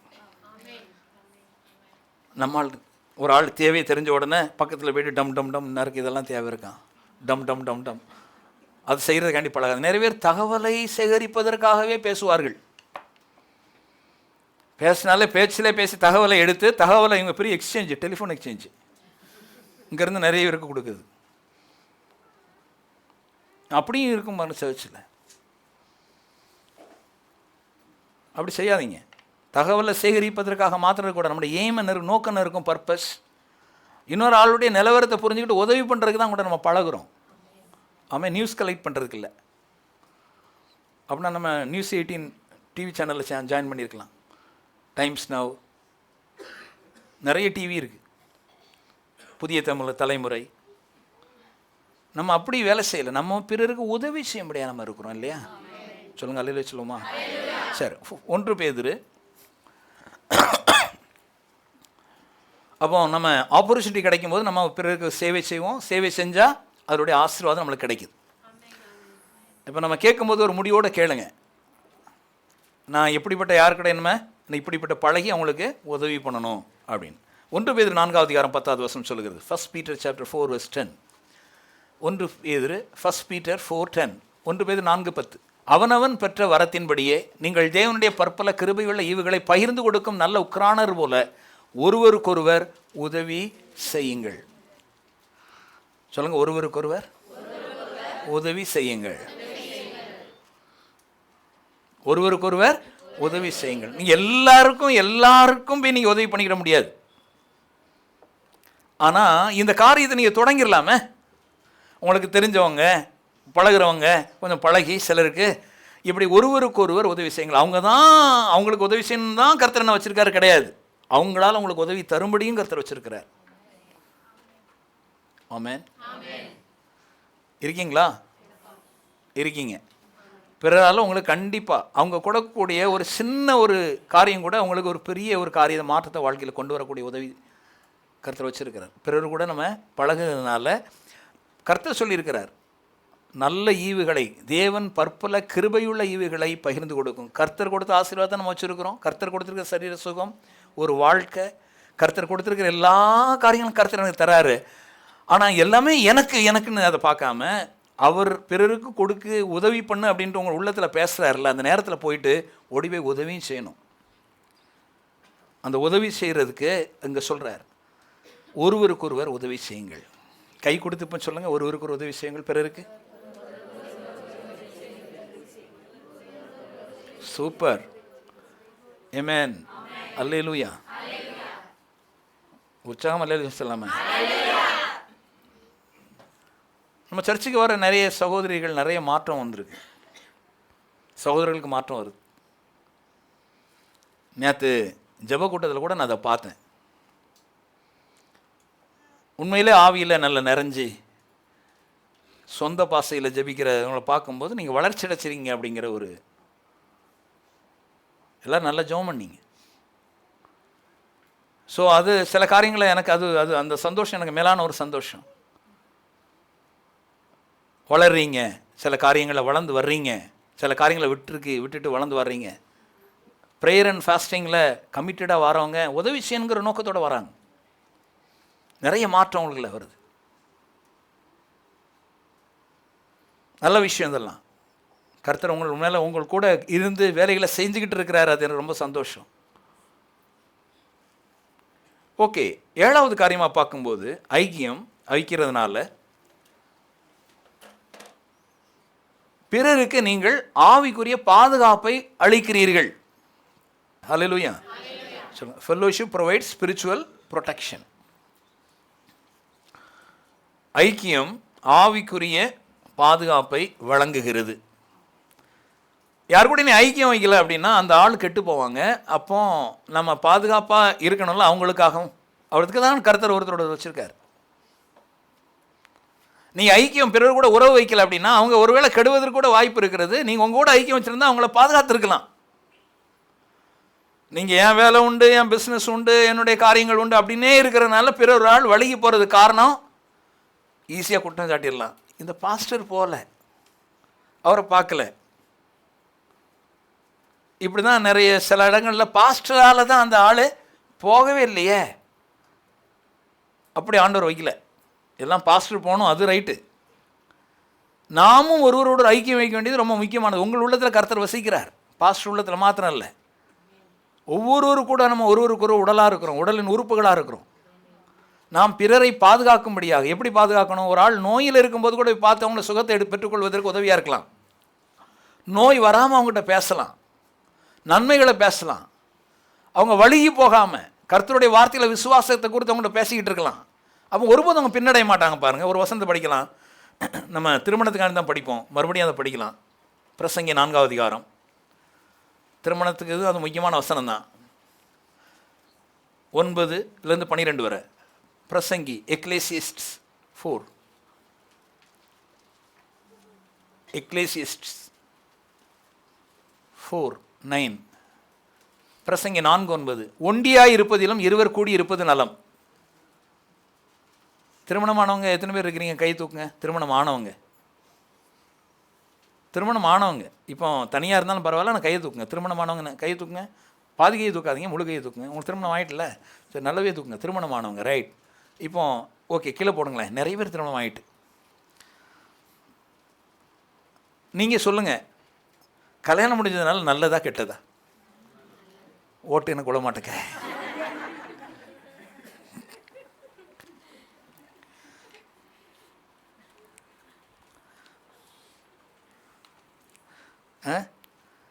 என்ன பிரதர் கல்யாணம் ஆகலான்னு அவங்க மற்றவங்களாவது சமையல் பண்ணி எனக்கு சாப்பாடு கொடுத்தாங்க, நான் சாப்பிட்டுக்கிட்டு இருக்கலாம். நான் தானே எல்லா வேலையும் பார்க்க வேண்டியதாக இருக்குது. வீட்டு வேலையாக இருக்கட்டும், எல்லா வேலையும் எல்லாம் நான் தான் பெரும்பாலும் வேலை பார்த்துருக்கேன் பிரதர்னு ஒரு ஆள் சொல்கிறாங்க. கேட்குது எனக்கு. ஒண்டியாக இருப்பதிலும் நான் சொல்கிறேன், நீங்கள் என்ன தான் சொன்னாலும் சரி தான், நான் சொல்கிறேன், என்ன சந்தோஷம் குடும்பத்தில். அந்த வேலை செய்கிறதுல ஒரு சந்தோஷம் வரணும், சேவை செய்யல சந்தோஷம் வரணும். அந்த காலத்தில் இப்போ உள்ள ஆள்கள் கிடையாதுல்ல. அந்த காலத்தில்னா சேவை செய்கிறதுக்கு ஆனந்தமாக சேவை செய்வோம். காலையில் யாரும் சொல்லவே வேண்டாம், வீடு தோட்டம் எல்லாத்தையும் பெருக்கி எடுத்து, அவங்க வேலைக்காரியும் கிடையாது, ஒன்றும் கிடையாது. இவங்களே கிராமத்தில் இருக்கிறவங்க எல்லாம் பண்ணி எடுத்து, அது வேற தன்னுடைய சொந்த தோட்டங்களுக்கும் வேலைக்கு போய் அங்கேயும் பண்ணி எல்லாத்தையும் பண்ணி எடுத்து, என்ன சந்தோஷம் அதில். அது வேற உடல் ஆரோக்கியம், பலம் எல்லாத்தையும் இருந்து நல்லா வாழ்ந்தாங்க. இப்போ நான் கிறிஸ்துக்குள்ளே இருக்கிறோம், அதில் விட இன்னும் கொஞ்சம் பெருகணும். நம்ம ஒண்டியாக இருப்பதிலும் இருவர் கூடியிருப்பது நலம். திருமண வாழ்க்கை கூடி இருக்கிறது ரொம்ப நலமான ஒரு வாழ்க்கை என்று வேதம் சொல்லுகிறது. ஏன்னா எவ்வளோதான் மெத்த படிச்சிருந்தாலும், கணவர் அல்லது மனைவி மெத்த படிச்சிருந்தாலும், பைபிள் சொல்லுது அவளுடைய பிரயாசத்தினால் அவளுக்கு நல்ல பலன் உண்டாகும். 2 பேருடைய பிரயாசம், ஒரு ஆள் ஒரு பக்கத்தில், இன்னொரு ஆள் இன்னொரு பக்கத்தில், அவங்களுக்கு பலன் உண்டாகும். அதனால் மேரேஜ் லைஃப் ரொம்ப முக்கியமானது, அது ரொம்ப பிரயோஜனமானது திருமண வாழ்க்கை. அதனால தான் தாய் தகப்பனுக்கு பிள்ளைகளுக்கு வயசாகும் போது அவன் பிள்ளைகள் ஒரு குடும்ப வாழ்க்கை வாழ்ந்து அவன் ஸ்திரமாக இருக்கணும் அப்படின்னு நினைக்கிறாங்க. அந்த நினைப்பு தப்பு கிடையாது, கரெக்டு. சமயத்தில் திருமணமாகிறது, கர்த்தருக்கு உதவுறாரு. பைபிள் படிக்கணும் பாருங்கள், இதெல்லாம் பைபிள் படித்து நிறைய ப்ரேயர் பண்ணணும். அது அந்நிய பாஷையில் நிறைய ஜெபம் பண்ணணும், திருமணத்துக்காக வேண்டி எல்லா காரியங்களுக்கும் அந்நிய பாஷையில் ஜெபம் பண்ணணும், கர்த்தர் உதவுறார். ரைட். இப்போ நான் என்ன சொல்கிறேன், ஒண்டியாக இருப்பதை பார்க்க 2 பேர் சேர்த்து இருப்பது நல்லதுன்னு பைபிள் சொல்லுது. அதான் நான் சொல்கிறேன், ஒண்டியான ஒரு கிறிஸ்தவ வாழ்க்கை, தனி மனித கிறிஸ்தவ வாழ்க்கை வாழாமல் ஒரு மற்றவங்க கூட பழகி வாழ்கிற ஒரு வாழ்க்கை ரொம்ப தேவை. நம்ம எங்கள் வீட்டில் இருக்கிற மாத்திரம் நான் பழகிடுறேன் அப்படி போயிடுறேன் அப்படி இல்லாமல் மற்றவர்களோட பழகிக்கம் வைக்கிறது ரொம்ப முக்கியமானது வசனத்தின் அடிப்படையில். ஆமென். ஸோ அதை இந்த இடத்துல பார்க்குறோம். 10வது வசனம் சொல்லுகிறது, ஏன் வைக்கிறோம், ஒருவன் விழுந்தால் அவன் உடனாளி அவனை குழியில தள்ளி போடுவான். அப்படியே போட்டிருக்கு. அவன் ஒருத்தன் விழுந்தால் உடனடியாக ஃபோன் பண்ணி பக்கத்தில் நான் பழகின அந்த சகோதரி பொத்துன்னு விழுந்துட்டா, உனக்கு தெரியுமாட்டி, ஏன்னா ரொம்ப பழகிட்டாங்கல்ல இவங்க, இன்னொரு ஆளுக்கு குறை சொல்கிறது. அப்புறம் இவாள் அவன் விழுந்துட்டான் தெரியுமா, உனக்கு தெரியுமாடா அப்படிங்கிறது. இப்படி காற்று அடிக்கிற வேலைக்கெல்லாம் பழகலை. ஒருவன் விழுந்தால் இன்னொருவன் அவனை தூக்கி விடுவான். எதில் விழுந்தால், பாவத்தில் விழுந்தாலும், நோயில் விழுந்தாலும், பிரச்சனையில் விழுந்தாலும் தூக்கி விடுவான். அதற்குத்தான் பழக்கம் அவசியம். ஹலோ, இருக்கீங்களா? தப்பு பண்ணிக்கிட்டு இருக்காங்க, அவங்ககிட்ட போய் பழக சொல்கிறீங்க நீங்கள் அப்படிம்பாங்க மற்றவங்க. தப்பு பண்ணிகிட்டு இருக்காங்க, அவங்ககிட்ட போய் பழக சொல்கிறீங்க. நானும் தப்பு பண்ணதுக்கா கிடையாது. அந்த பொண்ணு தப்பு பண்ணுறா, நம்ம பிள்ளைகளை அந்த பிள்ளைகிட்ட பழகுச்சுன்னா என் பிள்ளையும் அதே போல் மாறிடுங்க. என்ன பிற்போக்கான பேச்சுன்னு தெரில. நீங்கள் இயேசு கிறிஸ்து உங்களுக்குள்ள இருக்கிறாரு. நீங்கள் வியாதியஸ்தர் மேலே கையில் வச்சா வியாதி உங்களுக்கு வராது. பிசாசு உள்ள ஆள் மேலே கை வச்சா பிசாசு உங்களுக்குள்ள வராது. பிசாசு ஓடும், வியாதி ஓடும். அதே போல் பாவமான வாழ்க்கை வாழ்கிற ஒரு நபர் கூட நீங்கள் விசுவாசியாகிய நீங்கள் பழகுகிற பொழுது, பாவத்தில் வாழக்கூடிய சகோதரன் கூட நீங்கள் பழக ஆரம்பிக்கும் போது பாவம் உங்களை தொட்டுக்கிடாது, இயேசு அவனை தொட்டிக்கிடுவார். அதுக்காக தான் பழக சொல்கிறார்.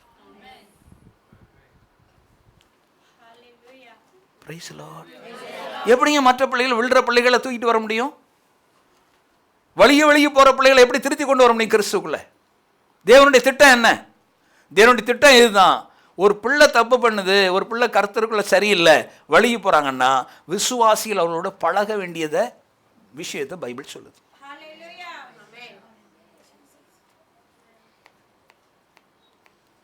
பைபிள் எல்லாருக்குமே மிலிட்ரியில் ட்ரைனிங் கொடுக்குறாங்கன்னு வைங்களேன்.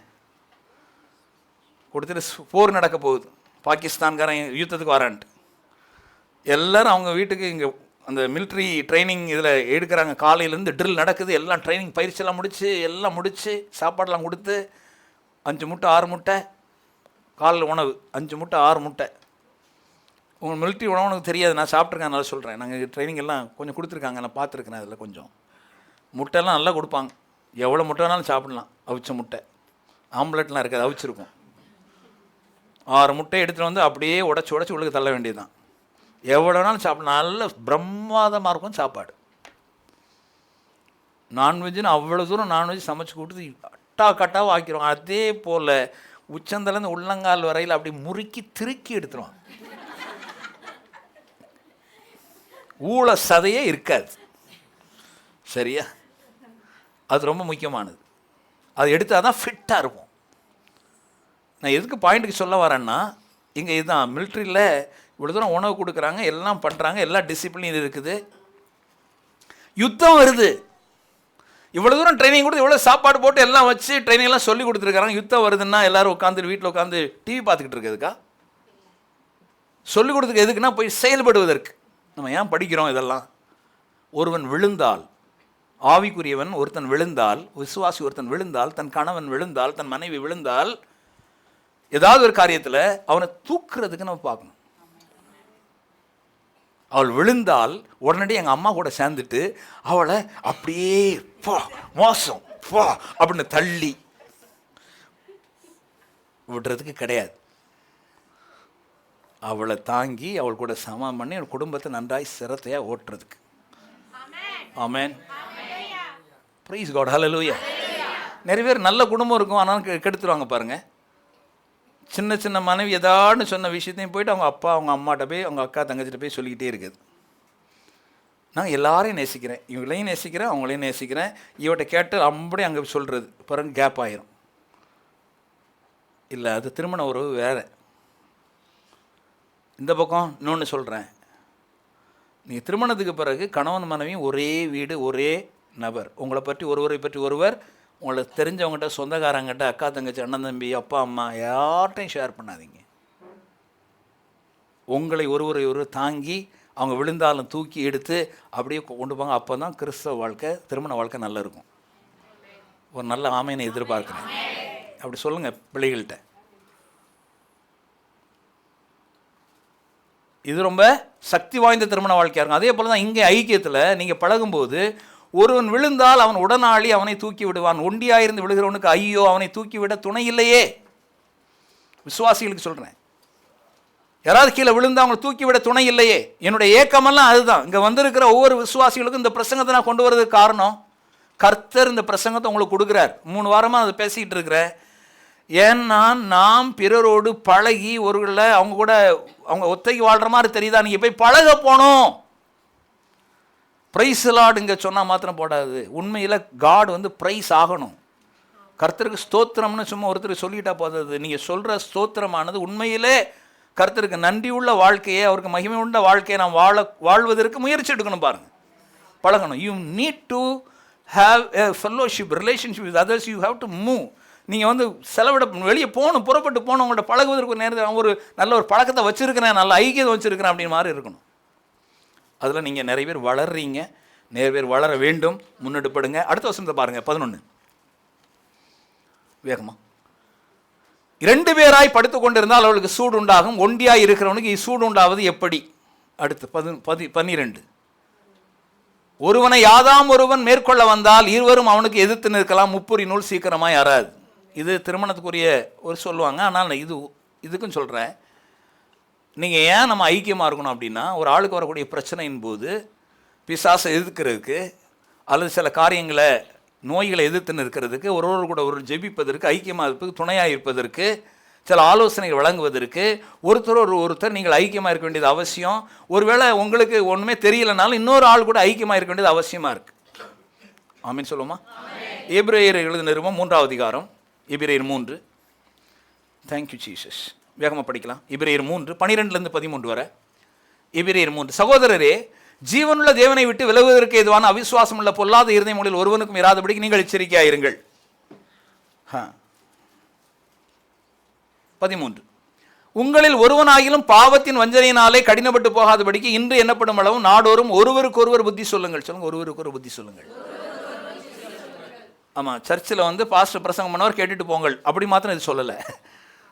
ஒருவருக்கொருவர் சொல்லுங்கள், ஒருவருக்கொருவர் புத்தி சொல்லுங்கள். பைபிள் அடிப்படையில் நீங்கள் பிறர் கூட புத்தி சொல்லணும் அப்படின்னா கர்த்தர் விரும்புகிறார். நீங்கள் ஒருவருக்காக ஒரு ஜெபிங்கள் மாத்திரம் இல்லை, அதை நம்ம செய்கிறோம். என்னதுக்காக சொல்லுங்கள், நான் உங்களுக்கு ஜெபிக்கிறேன், ரொம்ப நல்லது, அதெல்லாம் ஜெபிக்கலாம். அப்புறம் ஒருவருக்கு ஒரு புத்தி சொல்லுங்கள். கூடி வந்தால் தானுங்க புத்தி சொல்ல முடியும், அல்லது ஒருவர் வீட்டுக்கு ஒருவர் போனால் தானே புத்தி சொல்ல முடியும். இந்த காரியத்தை எப்படி செய்யுங்க? நீங்கள் இப்போ இந்த இவ்வளோ தூரமாக வேலைக்கு போக வேண்டாம், பக்கத்தில் உள்ள வேலையை பாருங்கள். இந்த இப்படி சர்ச்சுக்கு இந்த டைமில் வாங்க. புத்தி சொல்வதற்காக நான் பழகணும்ல. எல்லாருமே பார்த்து சந்திக்கிறது சர்ச்சு மாத்திரமா இருக்கக்கூடாது. சர்ச்சில் வந்து அந்த 2 மணி நேரத்தில் பிரசங்கம் கேட்கறதுக்கே நம்மளுக்கு நேரம் போதாது. பிறகு நம்ம கீழே நின்றுட்டு வேக வேகமாக வீட்டுக்கு போக வேண்டியதாக இருக்குது. அந்த நேரத்தில் எப்படி யார்கிட்ட போய்ட்டு நீங்கள் புத்தி சொல்லுங்கள், கடன்ட்டு வாங்க வாங்க உங்களுக்கு புத்தி சொல்கிறேன் அப்படின்ட்டு எல்லோரும் கொடுத்துருக்கோம். அப்படி சொல்ல முடியாது. பழகணும், ஐக்கியம் முக்கியம். ஓகே, 13வது வசனம் இப்படி சொல்லுது இல்லையா? பாவத்தின் வஞ்சனையில் விழுந்து கடினப்பட்டு போகாதபடிக்கு. சில சர்ச்சைக்கு வராமல் இருப்பாங்க, அவங்கள அழகாக சொல்லலாம், சர்ச்சைக்கு வரதுனால எவ்வளோ லாபம்.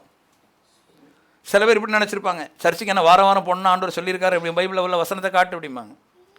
பைபிள் இப்படி சொல்லுது, வாரம் வாரம் வரணும் இல்லை, சபை கூடி வரதை விட்டு விடாதுங்கன்னு சொல்லுது. சபை புதன்கிழமையும் கூடி தான் வருது. ஞாயிற்றுக்கிழமை மாத்திரம் வரக்கூடிய அப்படி கிறிஸ்தவர் நம்ம கிடையாது. ஐக்கியமாக இருக்கிறதுக்கு ரொம்ப முக்கியமானது. ஐக்கியத்தை ஊக்குவீங்க உங்கள் குடும்பத்தில், உங்கள் பிள்ளைகளிடத்தில். நீங்கள் ஐக்கியத்தில் செயல்படுகிறத நீங்கள் காட்டுங்க, ஐக்கியமாக இருக்கிறது. இது ரொம்ப முக்கியமானது இல்லையா, ஃபெலோஷிப். அடுத்தால கலாத்தியர் 6வது அதிகாரம் 1-2 கவனிப்போம். கலாத்தியர் 6:1-2. கலாத்தியர் 6:1-2. சகோதரரை, ஒருவன் யாதொரு குற்றத்தில் அகப்பட்டால் ஆவிக்குரியவர்களான நீங்கள் சாந்தமுள்ள ஆவியோடு அப்படிப்பட்டவனை சீர்பொருந்த பண்ணுங்கள். நீயும் சோதிக்கப்படாதபடிக்கு உன்னை குறித்து எச்சரிக்கையாயிரு.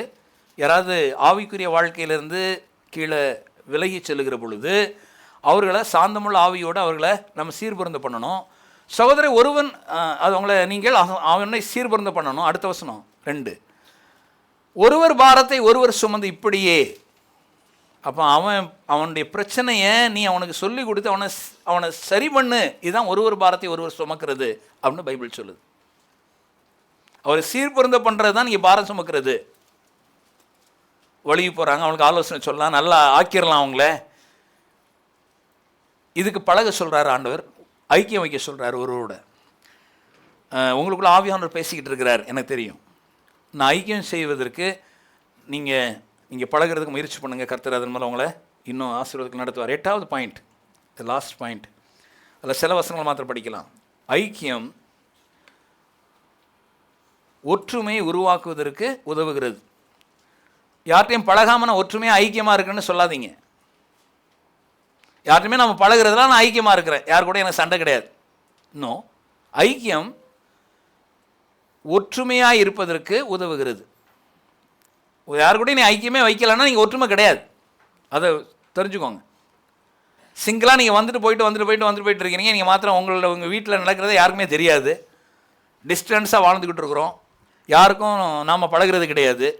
பேருக்கு சர்ச்சில் வந்து கூப்பிட்டு அதனால் போயிட்டே இருக்கிறோம். யார் கூட ஒரு கலந்துரையாடல் கிடையாது, பழக்க வழக்கம் இல்லை, பேச்சு வழக்கம் இல்லை. நீங்கள் வாலிப பையன், வாலிப பிள்ளை அல்லது பெரியவங்க, யங் அடல்ட்ஸ் எப்போ இருக்கிறீங்க, அந்த கூட நெருக்கம் கிடையாது, பழக்கம் கிடையாது. எல்லாருமே நினைக்கிறாங்க நீங்கள் கொஞ்சம் டிஸ்டன்ஸ் வச்சுக்கிட்டுறீங்க அப்படின்னு. அப்படி இருக்கக்கூடாது.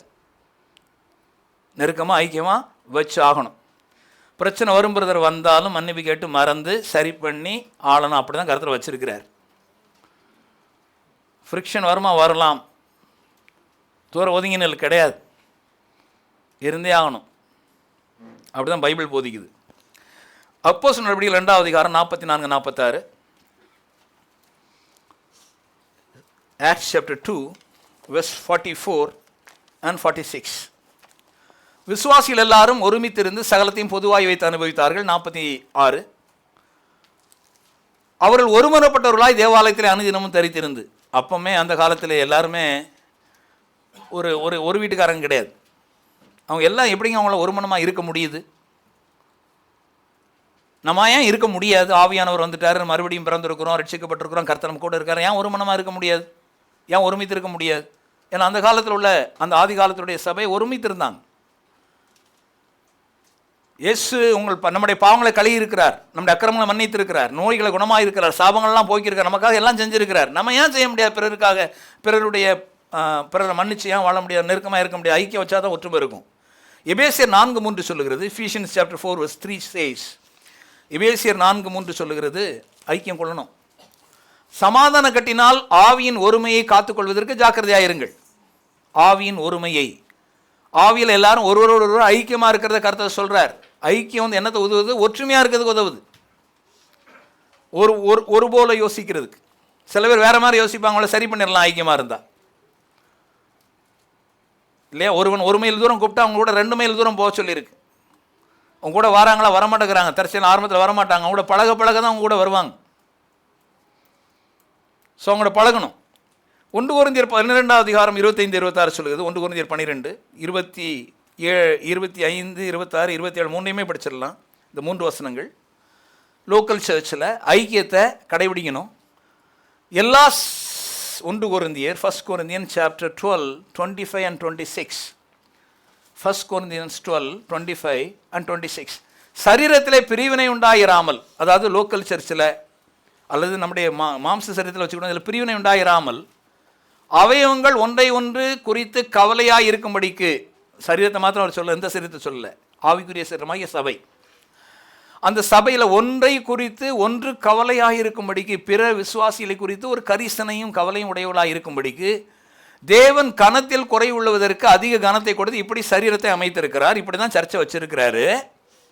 கொஞ்சம் அதில் கனமுள்ளதும் கனமில்லாததும் இருக்குது சர்ச்சில். அப்படி தான் சரீரத்தை லோக்கல் சர்ச்சை, ட்ரையம்ஃபன்ட் பைபிள் சர்ச்சை, வெற்றி பெற்ற வேதாம சபையை அல்லது நான் நடத்துகிற சர்ச்சை கருது அப்படி தான் வச்சுருக்கிறாரு. சிலருக்கு கனம் இருக்கும், சிலருக்கு கனம் இல்லாமல் இருக்கும். சில இடத்துல சிலருக்கு புகழ் இருக்கும், புகழ் இல்லாமல் இருக்கும், மேடுபெல்லாம் இருக்கும். இவங்க ஒவ்வொருத்தரும் வித்தியாசமாக இருப்பாங்க. எல்லாம் நேராக இருந்தால் கூட கை பார்க்க அழகாக இருக்காது பாருங்கள், சூம்புனது போல் இருக்கும். ஆனால் அழகாக முரட்டுக்கு இடையில ஒரு மொழி இருக்குது, மொழின்னு சொல்லுவோம், இது ஒரு இது இருக்குது. ஆமாம், அப்படிலாம் இருக்குது பாருங்கள். சிலது அப்படி தான் இருக்கும். அப்படி தான் வச்சுருக்கிறாரு சரீரத்தில், சர்ச்சில். சரீரத்தில் பிரிவினை இல்லாமல் இருக்கிறதுக்கு அப்படி வச்சுருக்காரு. 26, 26 and 27. ஆதலால் ஒரு அவயவம் பாடுபட்டால் எல்லா அவயவங்களும் கூட பாடுபடும், ஒரு அவயவம் மகிமைப்பட்டால் எல்லா அவயவங்களும் கூட சந்தோஷப்படும். இந்த கூடங்கிறது ரொம்ப முக்கியம். அடுத்த வசனம், கூட நீங்கள் பாடுபடணும், கூட இருக்கணும், கூடி இருக்கணும். நீங்களே கிறிஸ்துவின் சரீரமாயும் தனித்தனி அவயவங்களமாயும் இருக்கிறீர்கள். அப்போ ஐக்கியம் லோக்கல் சர்ச்சில் கண்டிப்பாக இருக்கணும். அந்த ஐக்கியம் கொள்றதுனால எபேசியர் 4ஆம் அதிகாரம் 4ஆம் அதிகாரம் 14 to 16 அதை நாம் படிக்கும்போது, நாம் இனி குழந்தைகளாயிராமல் மனுஷருடைய சூதும் அஞ்சுகிறதுக்கு எதுமான தந்திரமுள்ள போதுமாகிய பலவித காற்றினால் அடலைகளை போல் அடிபட்டு அலைகளாயிராமல் அன்புடன் சத்தியத்தை கை கொண்டு தலையாகி கிறிஸ்துக்குள் எல்லாவற்றிலையும் நாம் வளர்களாக இருக்கும்படியாக அப்படி செய்தார். ஒரு சர்ச்சில் நம்மளை கொண்டு வந்திருக்கிறாரு வளருவதற்கு. ஏன்னா தனித்தனியாக வீடுகளில் இருக்கிறோம், சர்ச்சை நம்ம கொடுத்துருக்கிறாரு. எதுக்கு? வீட்டில் உள்ள அப்பா அம்மா சொல்ல மாத்திரம் கேட்குறதுக்கு இல்லை, கடவுள் சொல்ல, கர்த்தர் சொல்ல கேட்குறதுக்கு சர்ச்சுக்கு அழைச்சிட்டு வர்றாரு. அவருடைய சரீரமாகிய சபையில் வைக்கிறாரு. அடுத்தது ஒரு லோக்கல் சர்ச்சை கொடுக்குறாரு. லோக்கல் சர்ச்சை ஏன் கொடுக்குறாரு? எங்கள் அப்பா அம்மா சொல்ல கேட்பேன் அப்படியே மாத்திரம் வளர்ந்துட்டு போகிறதுக்கு இல்லை, இங்கே வந்து திருத்துவதற்காக இங்கே ஒரு இடத்துக்கு கொண்டு வர ஒரு தலைவனை கொடுக்குறாரு, ஒரு மேய்ப்பரை கொடுக்குறாரு, ஒரு லோக்கல் பாஸ்டரை கொடுக்குறாரு, அவர் அபிஷேகிக்கிறாரு, கர்த்தரை அவர்களை இருந்து நடத்துகிறாரு, வணைய பண்ணுறாரு.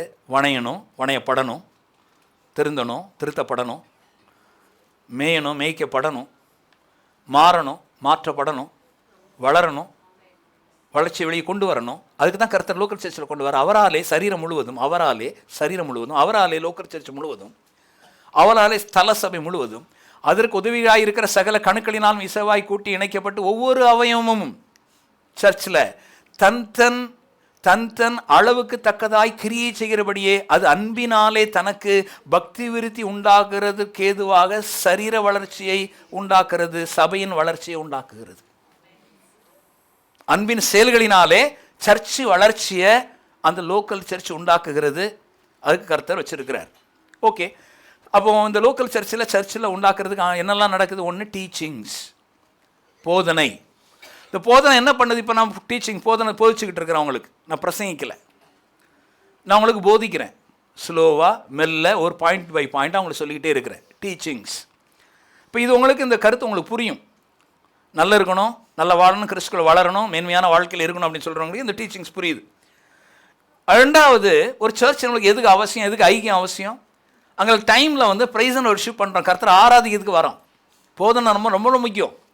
ஆராதனைக்கு வரோம், இது ரொம்ப முக்கியமானது. ஆராதனை டைமில் மிஸ் பண்ணுறவங்க ஆசீர்வாதத்தையும் மிஸ் பண்ணிடுறோம். ஆராதனை நேரத்தில் மிஸ் பண்ணுறவங்க லேட்டாக வர்றவங்க கர்த்தரையே மிஸ் பண்ணுறாங்க. ஆராதனைக்கு முன்னக்கூட்டியே வர்றோம் அப்படின்னா அது ரொம்ப முக்கியமானது பாருங்கள். அடுத்தால ஒரு சர்ச்சுன்னு இருந்தால் நம்ம ஐக்கியம் கொள்றதுக்கு தான் சர்ச்சுக்கு வர்றோம், செய்தி கேட்டு போகிறதுக்கு மாத்திரம் இல்லை, நம்மளுக்கு உறவு இருக்கணும். அடுத்தால ஜெபத்துக்காக வேண்டி வரோம், ஒருவராருக்கு ஜெபிங்கள்லாம் கேட்டிருக்கிறோம்.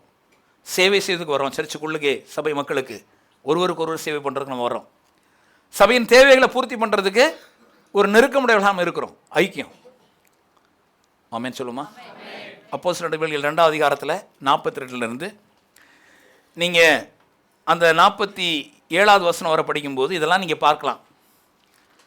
ஆரம்பகால சபையில் ஐக்கியம்னா என்னென்னா ஒருவரோடு ஒரு நெருக்கமாக இருக்கிறது, ஐக்கியமாக இருக்கிறது. லோக்கல் சர்ச் இன்னும் கொஞ்சம் விருத்தி அடையணும் பாருங்கள். அப்போ தான் தேவனுடைய வல்லமைகள்லாம் பார்க்க முடியும். 42 சொன்னேன், 42 242 அவர்கள் அப்போஸ்தலருடைய உபதேசத்திலும், ஃபர்ஸ்ட் ஏன் சர்ச்சுக்கு வரணும்? உபதேசத்தில் கரெக்டாக இருக்கணும், படிக்கணும், டீச்சிங்ஸ். அந்யோன்யத்திலும் போட்டிருக்க, அந்யோன்யம், அந்யோன்யம் சொல்லுங்க, அந்யோன்யம், அதுதான் ஐக்கியம். எதுக்கு? டீச்சிங்ஸ் இருந்தால் மாத்திரங்களா? நம்பர் 2 ஐக்கியம். அவன் ஒருவரோடு ஒரு உறவு வைக்கிறதுக்கு அவன் முக்கியம். அதுக்கு தான் சர்ச் நமக்கு. அப்போஸ்தலர் நடவடிக்கைகளில் யோவானுக்கும் பேதுருக்கும் இந்த யோவானுக்கும் பிரச்சனை ஆன உடனே என்ன நடந்து? அவங்கள ஜெயிலில் தூக்கி போட்டு அதட்டி எடுத்து இன்னும் பிரசங்கம் பண்ணக்கூடாதுன்னு சொன்ன உடனே அவர்கள் தங்களை சார்ந்தவரிடத்தில் போனார்கள். யார்கிட்ட போனாங்க? சார்ந்தவர்கள்லாம் எப்படி இருக்கிறாங்க? அவங்க அங்கே சாப்பாடெல்லாம் வச்சு ஒன்றா பொங்கி சாப்பிட்டுக்கிட்டு இருக்காங்க. காசெல்லாம் உள்ளுக்கு கொண்டு போட்டு எல்லாம் சாப்பி ஒன்றுக்கு ஒன்று அப்படி இருக்கிறாங்க. இது ரொம்ப ஐக்கியமான ஒரு இடம். தங்களை சார்ந்தவரிடத்தில் போகிறாங்க. இவர் பெரிய பாஸ்டர் தானே, பெரிய அற்புதங்களை செய்கிறவர். பிரசங்கம் பண்ண 3000 பேர் வந்துட்டாங்கங்க. ஒரே நாளில் ரட்சிக்கப்பட்டாங்க. அவ்வளோ வல்லமா ஆண்டவர் செயல்படுத்துகிறார். ஆனால் இவங்களுக்குன்னு பிரச்சனை வரும்போது தங்களை சார்ந்தவரிடத்தில் போகிறாங்க. பாஸ்டர்களே தங்களை சார்ந்தவரிடத்தில் போகும்போது, விசுவாசிகள் உங்களுக்கு பிரச்சனை வரும்போது, உங்கள் பிரச்சனை நாங்களே ஜெபம் பண்ணி சரி பண்ணிக்கிடுவோம். நாங்கள் யார் கூடயும் பழக வேண்டியதில்லை. நாங்கள் சூப்பர் பரிசுத்தவான். இது இந்த புத்தியை கொடுக்கறது தேவன் கிடையாது, லூசிஃபர். எனக்கு உடம்பு பலகீனமாக இருந்தால் உங்களில் ஒரு ஆள் எழுப்பி என் மேலே கை வச்சு ஜெபம் பண்ணுங்க, எனக்கு சரியாக சுகம் நடக்கணும் அப்படின்னு நான் சொல்லணும். அது இல்லாமல் நான் தான் பெரிய சூப்பர், நான் தான் எல்லாருக்கும் ப்ரேயர் பண்ணி சுகமாக்கும் அப்படின்னு சொல்கிற தன்மை கர்த்தர் விரும்பலை. எல்லாரும் கூட ஐக்கியமாகணும், பிறருடைய கால்களை கழுகணும், அவங்க கூட இறங்கணும். நம்ம எல்லாரையும் இரத்தத்தினால் கழுகிட்டார். பழகாத கிறிஸ்தவர்கள், பிறர் கூட ஐக்கியம் வைக்காத கிறிஸ்தவர்கள் உண்மையான கிறிஸ்தவ வாழ்க்கையை வாழலை. அன்பான தேவனுடைய பிள்ளைகளே, இதே உங்களுக்கு நான் சொல்லுகிறேன். இதில் 42 47 வரை நீங்கள் படிக்கும்போது, இப்போ படிக்க வேண்டாம், டைம் ஆகிட்டு. இது அவங்க எப்படி இருந்தாங்களோ அதே போல நம்முடைய வாழ்க்கையை கடைபிடிக்க முயற்சி பண்ணுங்க. ஆமென். எல்லாரும் எழும்புவோமா? ஜெபிப்போம். கர்த்தர் உங்களை நடத்துவாராக. Thank you Lord Jesus. எல்லாரும் எழும்பி நிற்போமா? அவருடைய பிரசன்னத்தில். Glory to God. Hallelujah. Praise God. ஸ்தோத்திரம் ஆண்டவரே. Thank you Lord.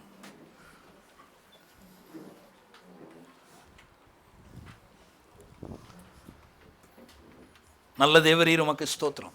Thank you Jesus. அன்பு கூர்வேன். அவரை பார்த்து நம்ம சொல்லுமா, ஆண்டவரே உன் மேலே நான் அன்பு கூறுவேன், பிறரிடத்தில் நான் அன்பு கூறுவேன், ஐக்கியம் வைப்பேன், உறவு வைப்பேன். இதன் மூலமாய் பிதாவே இந்த சர்ச்சிலையும் பிறருடைய வாழ்க்கையிலும் வளர்ச்சியை நீர் என் மூலமாக நீர் எதிர்பார்க்கிறீர். என்னை ரட்சித்து இப்படி சர்ச்சில் என்னை இணைத்ததற்கு காரணமே, நான் பிறரோடு ஐக்கியம் வைத்து ஒவ்வொருவருக்கு ஒருவர் ஆசீர்வாதமாக லாபகரமாக நான் செயல்பட முடியாக என்னை வைத்திருக்கு என்பதை விசுவாசிக்கிறேன். Thank you Lord. ஹல்லேலூயா. ஒப்பு கொடுப்போமா பிரியமானவர்களே? அன்பு கூவே இன்று உம்மில், அன்பு கூர்வேன் ஆத்ம நேசரே, நித்தியாய் என்னை மண்ணில் காக்கும் அன்பை எண்ணி உயர்த்தி உம்மை துதிப்பேன், கனம் பண்ணேனும் நாமமதை நாளும் எனதுள்ளம் நன்றி மிகுந்து பொங்க. ஒப்பு கொடுப்போம். அன்பு கோவே என்று உம்மில், அன்பு கோவே ஆத்ம நேசரே, நித்தியாய் என்னை மண்ணில் காக்கும் அன்பை எண்ணி லார்ட் உயர்த்தி உம்மை துதிப்பேன், பண்ணுவே நாமமதை நாளும் எனதுள்ளம் நன்றி மிகுந்து பொங்க. ஓ என் இதயம் லார்ட், என் ஆத்மா, என் சிந்தை உந்தன் சொந்தம். கல்வாரி மேட்டின் மீதே விலையேந்தீர் என்னை மீட்க. உயர்த்தி உம்மை துதிப்பே கனம் பண்ண வேணும் நாமமதை நாளும் எனதுள்ளம் நன்றி மிகுந்து பொங்க. பிதாவே, இயேசுவின் நாமத்தினாலே உம்முடைய சமூகத்தில் நாங்கள் வருகிறோம். நீர் எங்களுக்குள் உம்முடைய குமாரனாகிய இயேசுவை நீர் அனுப்பி இருளின் வாழ்க்கை வாழ்ந்த எங்களை வெளிச்சத்தின் பிள்ளைகளாய் ஆக்கியிருக்கிறீர். தேவனே, நீர் உமக்குள் நாங்கள் இருக்கிறோம், கிறிஸ்துவுக்குள் நாங்கள் இருக்கிறோம், பரிசுத்த ஆவியானவரால் நடத்தப்படுகிறோம். உம்முடைய வார்த்தையின் பிரசித்தம் எங்களுக்கு வெளிச்சத்தை தருகிறது, புரிந்து கொள்ளுகிறோம். ஆண்டவரே, இந்த வேளையில் எங்களை ஒப்புக் கொடுக்கிறோம். நாங்கள் கிறிஸ்துவை பிரதிபலிக்க, ஐக்கியத்தோடு நாங்கள் வாழ்ந்து அன்பில் நாங்கள் வாழ, ஐக்கியத்தின் மூலமாய் நான் அநேகருக்கு லாபகரமான வாழ்க்கை நாங்கள் கொடுக்க கிறிஸ்து நீர் எங்களுக்குள் வாழ்கிறீர் என்பதை விசுவாசிக்கிறோம். இந்த செய்தியை கேட்ட ஒவ்வொரு பிள்ளைகளும் தன்னுடைய வாழ்க்கையில கிறிஸ்துவை பிரதிபலிக்க இந்த வேளையில் அர்ப்பணத்திற்காக இந்த நேரத்தை ஆண்டவர் எங்களுக்கு தந்தை அர்ப்பணிக்கிறோம். அப்படியே நடக்கும்படியாக நாங்கள் அர்ப்பணிக்கிறோம். எங்களை நடத்துவீராக ஆண்டவரே. ஆண்டவரே, உம்மை பிரதிபலிக்கிற பிரதிபலிப்பு இந்த வரக்கூடிய நாட்களில் அதிகமாய் வெளிப்பட இருக்கிறதற்காக ஸ்தோத்திரம். ஒவ்வொரு விசுவாசிகளும் ஸ்திரப்பட்டு தன் வாழ்க்கையின் எல்லா தேவைகளையும் பெற்றுக்கொள்ள இருக்கிறதற்காக ஸ்தோத்திரம். ஆண்டவரே, தேங்க்யூ லார்ட். எங்களை விடுதலை பண்ணியிருக்கிறீர். சத்தியத்தை அறிவீர்கள், சத்தியம் உங்களை விடுதலையாக்கும் என்றீர். இந்த அறிந்த சத்தியமானது எங்கள் வாழ்க்கை இன்னொரு பகுதிக்கு எங்களை கொண்டு செல்லுகிறது. உமக்கு மகிமை உண்டாக வாழ்க்கை நாங்கள் வாழ்வோம். பிள்ளைகளுக்கு கொடுத்திருக்கிற ஆரோக்கியம், பலம், நல்ல வேலை, படிப்பு, குழந்தை வளர்ப்பு, குடும்பம், ஆண்டவரே, கற்பத்தின் கனி எல்லாவற்றுக்காக நாங்கள் நமக்கு நன்றி செலுத்துகிறோம். இவர்களை நான் ஆசீர்வதிக்கிறேன். இந்த வரக்கூடிய வாரங்கள், நாட்கள், மாதங்கள் கர்த்தர் அந்த பிள்ளைகளுக்காக வைத்திருக்க எல்லா திட்டங்களும் இந்த பிள்ளைகள் வாழ்க்கையில் எடுத்துக்கொள்ளட்டும், பெருகட்டும், வாழட்டும். இவருடைய ஆத்மா வாழ்வது போல எல்லாவற்றிலும் வாழ்ந்து செழிக்க இயேசுவின் நாமத்தில் நான் ஆசீர்வதிக்கிறேன். Thank you Lord. ஒரு தடையும் இல்லை கர்த்தர், எல்லா தடைகளையும் உடைத்திருக்கிறீர். எல்லா நன்மைகளும் பிள்ளைகளுக்கு வர இருக்கிறதற்காக ஸ்தோத்திரம். ஓ, வளரட்டும், வாழட்டும், உம்முடைய நாமம் ஓங்கட்டும் இயேசுவின் நாமத்தில் பிதாவே, ஆமென். நம்முடைய கர்த்தராகிய இயேசு கிறிஸ்துவின் கிருபையும் பிதாவாகிய தேவனுடைய அன்பும் பரிசுத்த ஆவியினுடைய ஐக்கியமும் உங்கள் அனைவரோடும் இருப்பதாக.